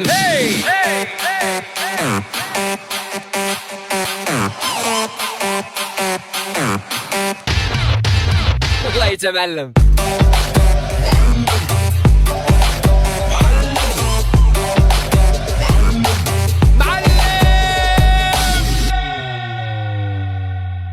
പിന്നീട് ഈ rise independent Arab film makers വന്നിട്ടുണ്ട്. ക്രിയേറ്റീവ് ഫ്രീഡം കൂടുതൽ രാജ്യങ്ങളിലേക്ക് വന്ന് ഗ്ലോബൽ റെക്കഗ്നീഷൻസ് നന്നായി വന്നു. അതുപോലെ emerging voices new generation of Arab film makers is emerging and bringing the fresh perspectives and challengings traditional narratives. അതുപോലെ തന്നെയാണ് ഇന്റർനാഷണൽ എക്സ്പ്ലോഷർ അറബി സിനിമയിലും അല്ലാണ്ട് കിട്ടിയിട്ടുണ്ട്. പ്രത്യേകിച്ചും 2000-ന് ശേഷം ഇന്ന് ലോക സിനിമകൾ ഏറ്റവും കൂടുതൽ ശ്രദ്ധിക്കപ്പെടുന്ന രണ്ട് സിനിമാ മേഖലകളാണ്. ഒന്ന് ഇറാനിയൻ സിനിമകളും മറ്റൊന്ന് അറബ് സിനിമകളും. അറബ് സിനിമകളും ഇറാനിയൻ സിനിമകളും രണ്ടാണ്. കാരണം ഇറാനിയൻ സിനിമകളൊക്കെ മാജിദ് മജീദിയെ പോലുള്ള സിനിമകളൊക്കെ അത് പേർഷ്യൻ സിനിമകളാണ്. മറ്റത് ഈജിപ്ഷ്യൻ ബേസ്ഡ് ലബനീസ് സിറിയൻ ബേസ്ഡിലുള്ള അറേബ്യൻ സിനിമകളുമാണ്. ഗ്ലോബൽ ഇമ്പാക്റ്റും അവർ സിനിമയിൽ ഭയങ്കരമായി കൊണ്ടുവന്നിട്ടുണ്ട് എന്നാണ്. ഇതിൽ മുഹദ്ദിജുഹുൻ അൽ ബാരിസു എന്ന് പറഞ്ഞാൽ ഈ പ്രധാനപ്പെട്ട സംവിധായകരെന്നാണ്. ഏറ്റവും പ്രധാനപ്പെട്ട സംവിധായകർ യൂസുഫ് ഷാഹിൻ, സലാഹ് അബു സൈഫ്, ഹുസൈൻ കമാൽ ഷെയ്ഖ്, മർവാ സെയിൻ ലേഡിയാണ്, ജഹീം ഒമർ ഖലീഫ, നാദീൻ ലബക്കിയൊക്കെ ലേഡിയാണ്. ഇവരൊക്കെ ലോകത്തറിയപ്പെടുന്ന പ്രധാനപ്പെട്ട ഈ സംവിധായകരാണ്. അതോടൊപ്പം തന്നെ പ്രധാനപ്പെട്ട ഈ എഴുത്തുകാർ, അറബികളുടെ നോവലുകൾ പിന്നെ ഒരുപാടെണ്ണം ഈ സിനിമയാക്കി മാറിയിട്ടുള്ള ഒരു പ്രധാനപ്പെട്ടാണ് ത്വഹ ഹുസൈനും യൂസുഫ് ഇദ്രീസും ഹുസാൻ ഗനഫാനി, നജീം മഫൂദും. നജീം മഫൂദാണ് അറബി സാഹിത്യത്തിൽ ഏക നോബൽ പ്രൈസ് കിട്ടിയിട്ടുള്ള ആള്, സാഹിത്യത്തിനുള്ള നോബൽ പ്രൈസ് കിട്ടിയിട്ടുള്ള ആള്. ഏറ്റവും കൂടുതൽ സിനിമയായി വന്നിട്ടുള്ള എഴുത്തുകാരനും ഒരുപക്ഷെ നജീം മഫൂദായിരിക്കും. യഹ്യാക്കിയുടെയും രചനകൾ നമ്മൾ സത്യനന്ദിക്കാടിന്റെ സിനിമകൾ കാണുന്ന വളരെ പിന്നെ തന്മയത്വത്തോടുകൂടി കഥകൾ അവതരിപ്പിക്കുന്ന ഒരാളാണ് യഹ്യാക്കി. അബ്ദുറഹ്മാൻ ഷർക്കാവി, യൂസുഫ് സബ, ഈസാൻ അബ്ദുൽ ഖുദ്ദൂസും യൂസുഫ് സഈദും ഒക്കെ അങ്ങനെ വരുന്ന ആൾക്കാരാണ്. അതുപോലെ ഇന്റർനാഷണൽ ഫിലിം ഫെസ്റ്റിവൽ ഒരുപാട് സ്ഥലത്ത് അറേബ്യൻ രാജ്യങ്ങളിൽ നടക്കുന്നുണ്ട്. അതിൽ Egypt, Jordan, Kuwait, Morocco, Oman, പിന്നെ ഫലസ്തീൻ, Qatar, Saudi Arabia, Syria, UAE പോലുള്ള സ്ഥലങ്ങളിലൊക്കെ നടക്കുന്നുണ്ട് ഒരുപാട് സ്ഥലത്തേക്ക്. ഈ ഖൽബ് സിനിമയിലെ ഈ പ്രണയത്തിന് 7 മുഖങ്ങളുള്ളതായിട്ടാണ് പറയുന്നത് അല്ലേ? ഏതൊക്കെയായിരുന്നു അതിൽ? ഒന്ന് ഹുബ്, മറ്റൊന്ന് ഉൻസ്, മറ്റൊന്ന് ഇഷ്ക്, മറ്റൊന്ന് അക്കീദ, മറ്റൊന്ന് ഇബാദത്ത്, മറ്റൊന്ന് ജുനൂൻ, വേറൊന്ന് മൗത്ത്. 7 വാക്കുകളാണ്. മലയാള സിനിമയിൽ പോലും അറബി വാക്കും അറബി ഭാഷയും ഇങ്ങനെ കെട്ടുപിണഞ്ഞ് കിടന്നിരിക്കുന്നതാണ്. അതിൽ ഒന്നാമത്തെ പറയുന്നത് ഹുബ്. ഹുബ് എന്ന് പറഞ്ഞാൽ ഒരു ഇഷ്ടമാണ്. നിങ്ങൾ ഫസ്റ്റ് ലവ് എനിക്ക് ഇങ്ങനെയാണ് നല്ലപോലെ അറിയാവുന്നത്. രണ്ടാമത്തേത് ഉൻസ്, ഒരു മോഹമാണ്. ഒറ്റ നോട്ടത്തിൽ നമ്മൾ കാണുമ്പോൾ ഇഷ്ടമാവുമെങ്കിലും അതൊരു മോഹമായി മാറുന്നതിന് ചില നിമിഷങ്ങൾ എടുക്കും, ചിലപ്പോൾ ദിവസങ്ങൾ എടുക്കും, ചിലപ്പോൾ കുറച്ച് ദിവസങ്ങളൊക്കെ എടുക്കും. മൂന്നാമത്തേത് അതൊരു ഇഷ്കായിട്ട് മാറും, ഒരു പ്രണയമായി മാറും. അത് പ്രണയമായി മാറാൻ ആദ്യം നമ്മൾ കാണും, പിന്നെ ഇഷ്ടപ്പെടും, പിന്നെ അത് പ്രണയമായി മാറും, പിന്നീട് അക്കീദത്ത് എന്നാണ്, ആദരവായി മാറുന്നതാണ്. അയാൾ ചെയ്യുന്ന പ്രവർത്തനങ്ങൾ നമുക്കൊരു നല്ല പോയിന്റിലേക്ക് വരും. പിന്നെ ഇബാദത്ത്, അയാൾ ഒരു ആരാധനയായി നമുക്കങ്ങ് മാറും. അയാൾ പിന്നെ നമ്മളുടെ ഒരു വർഷിപ്പായി മാറും. പിന്നെ അടുത്ത ഘട്ടം എന്തെന്നറിയാം? ജുനൂൻ, ഭ്രാന്ത്, അല്ലേ? പിന്നെ കൂടെ കഴിഞ്ഞാലേ പിന്നെ ഒറ്റ രംഗേ ഉള്ളൂ, മരണം. യു നോ വൺ തിങ്, പ്രണയത്തിലൂടെയുള്ള ഹൃദയത്തിന്റെ യാത്രയിൽ 7 തലങ്ങളാണുള്ളതെന്ന് സൂഫിവര്യന്മാർ പറയുന്നു. ഹുബ്, ഉൻസ്, ഇഷ്ക്, അഖീദത്ത്, ഇബാദത്ത്, ജുനൂൻ, മൗത്ത്. നീ എന്റെ സീമയിൽ ഒരുങ്ങുന്ന സിദ്ര, നിന്നുള്ളിലേക്കല്ലാണ്ട് ഇറങ്ങുന്ന ഹിജ്റ. നീ എന്റെ ശീലമായി, ദുശീലമായി എന്നെ കുഴക്കുന്ന ഫിത്ര. ഈ മരത്തിന്റെ 7 നിറങ്ങൾ പ്രണയത്തിന്റെ 7 കാലങ്ങളാണ് താല്പര്യം അടയാളപ്പെടുത്തുന്നത്.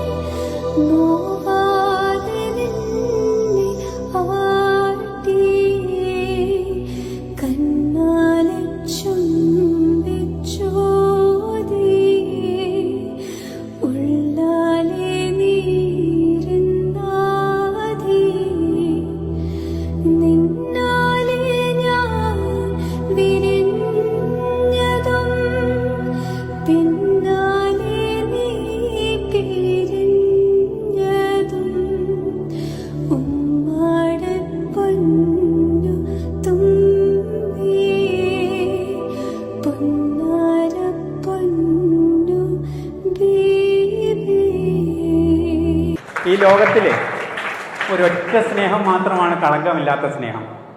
അത് ഉമ്മമാർക്ക് മക്കളോടുള്ള സ്നേഹമാണ്. ബാക്കി എല്ലാ സ്നേഹങ്ങളും കണ്ടീഷണലാണ്. ബാക്കി എല്ലാ ഇഷ്ടങ്ങളും കണ്ടീഷണലാണ്. പാപ്പന്മാർക്ക് മക്കളോട് സ്നേഹം ഉണ്ടാവില്ലേ? ഉണ്ടാവും. പക്ഷെ അത് ഉമ്മമാർക്ക് മക്കളോടുള്ള സ്നേഹത്തിൻ്റെ 100-1 വരില്ല. മറിച്ച് മക്കൾക്ക് ഉമ്മമാരുടെ സ്നേഹം ഉണ്ടാവില്ലേ? ഉണ്ടാവും. നിങ്ങൾക്ക് നിങ്ങളെ ഉമ്മയോട് സ്നേഹം 100 ആണെങ്കിൽ നിങ്ങളുടെ ഉമ്മാക്ക് നിങ്ങളോടുള്ള സ്നേഹം 10,000 ആയിരിക്കും. ഒരു സംശയമില്ല. ഉമ്മമാർ ജീവിച്ചിരിക്കുന്ന കാലഘട്ടമാണ് ഒരു മനുഷ്യൻ്റെ ഏറ്റവും വലിയ കാലഘട്ടം. അല്ലെങ്കിൽ മാതാപിതാക്കൾ ജീവിച്ചിരിക്കുന്ന കാലഘട്ടമാണ് ഒരു മനുഷ്യൻ്റെ ഏറ്റവും നല്ല കാലഘട്ടം. നിങ്ങൾ ഉമ്മായെ നിങ്ങൾ ഇഷ്ടപ്പെട്ടിട്ടുണ്ടാവില്ല. അവരിഷ്ടപ്പെട്ടതിൻ്റെ എത്രയോ ചെറുതായിരിക്കും ഇഷ്ടപ്പെട്ടിട്ടുണ്ടാവുക നിങ്ങൾ. ഇതിൽ ആ 4 വരികൾ ഇങ്ങനെയാണ്: തൊട്ടിലുറങ്ങുമ്പോൾ തെല്ലുമേ. നമ്മളെ ഇങ്ങനെ തൊട്ടിലിട്ട് ആട്ടൂല്ലേ, അപ്പോഴും തെല്ലുമേ നോവാതെ നിന്നെ ഞാൻ ആട്ടിയാണ്. തൊട്ടിലിടുന്നത് തന്നെ എന്ത് ചെയ്യാനാണ്? എവിടെയും തട്ടാതെ, ഒന്നിലും തട്ടാതെ സന്തോഷത്തിൽ ഉറങ്ങാണ്. എന്നിട്ടും പാടാണ് തൊട്ടിലുറങ്ങുമ്പോൾ തെല്ലുമേ നോവാതെ നിന്നെ ഞാൻ ആട്ടിയെന്നാണ്. അതുപോലെ രണ്ടാമത്തെ വരികയാണ് കണ്ണാലെ ചുംബി ചോദിയെന്നാണ്. ഓതുക എന്ന് പറഞ്ഞാൽ നമ്മൾ ഈ മക്കളെ ഉറക്കിക്കിടത്തിയിട്ടേ, നിങ്ങൾ ചെയ്ത് മുത്തമാരൊക്കെ ഉണ്ടെങ്കിൽ മനസ്സിലാവും, ഉറക്കിക്കിടത്തിയിട്ട് എല്ലാം കഴിഞ്ഞിട്ട് ഒരു മുത്തം കൊടുത്തിട്ട് നമ്മളങ്ങ് പോകും. കണ്ണിലൊക്കെ ഒന്ന് ചെറുതായിട്ട് അല്ലെങ്കിൽ ഇങ്ങനെയെങ്കിലും ആക്കിയിട്ട് പോകുന്നുണ്ടാവും. അതാണ് ആ വരി. കണ്ണാലെ ചുംബി ചോദിയെ ഉള്ളാലെ നീറി നാദിയെന്നാണ്. പിന്നീടുണ്ടല്ലോ ഒരു മനുഷ്യൻ്റെ ജീവിതത്തിൽ ഏറ്റവും വലിയ ദുഃഖം എന്ന് പറയുന്നത് എന്താണെന്നറിയാം? ഒരു മനുഷ്യൻ്റെ ജീവിതത്തിൽ ഏറ്റവും വലിയ ദുഃഖം അവർ ജീവിച്ചിരിക്കെ മക്കൾ മരിക്കുന്നതാണ്. എന്തും ഒരു സ്ത്രീ സഹിക്കും, പ്രസവവേദന സഹിക്കുന്ന സ്ത്രീ എന്തും സഹിക്കും. പക്ഷേ അവർ ജീവിച്ചിരിക്കുമ്പോൾ മക്കൾ മരിച്ചാലുണ്ടല്ലോ അതൊരു ഭയങ്കര വേദന. ലോകത്ത് ഇന്നോളം ഏറ്റവും വലിയ വേദനയും അതുതന്നെയായിരിക്കും. മക്കൾ ജീവിച്ചിരിക്കും, ഉമ്മമാർ മരിക്കാൻ പറ്റുന്ന മരിച്ചു പോയാലുണ്ടാകുന്ന ഒരു തീവ്രത അതിൽ ഭയങ്കരമാണ്.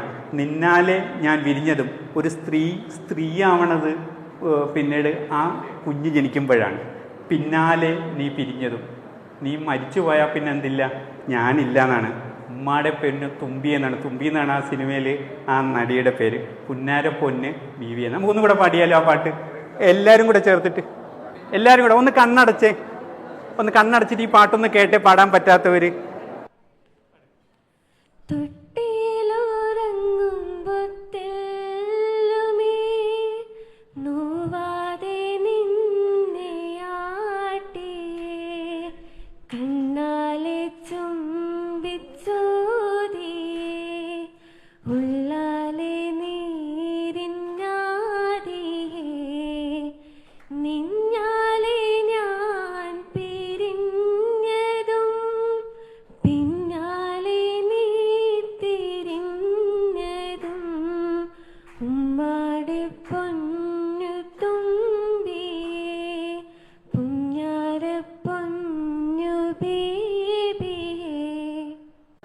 Thank you.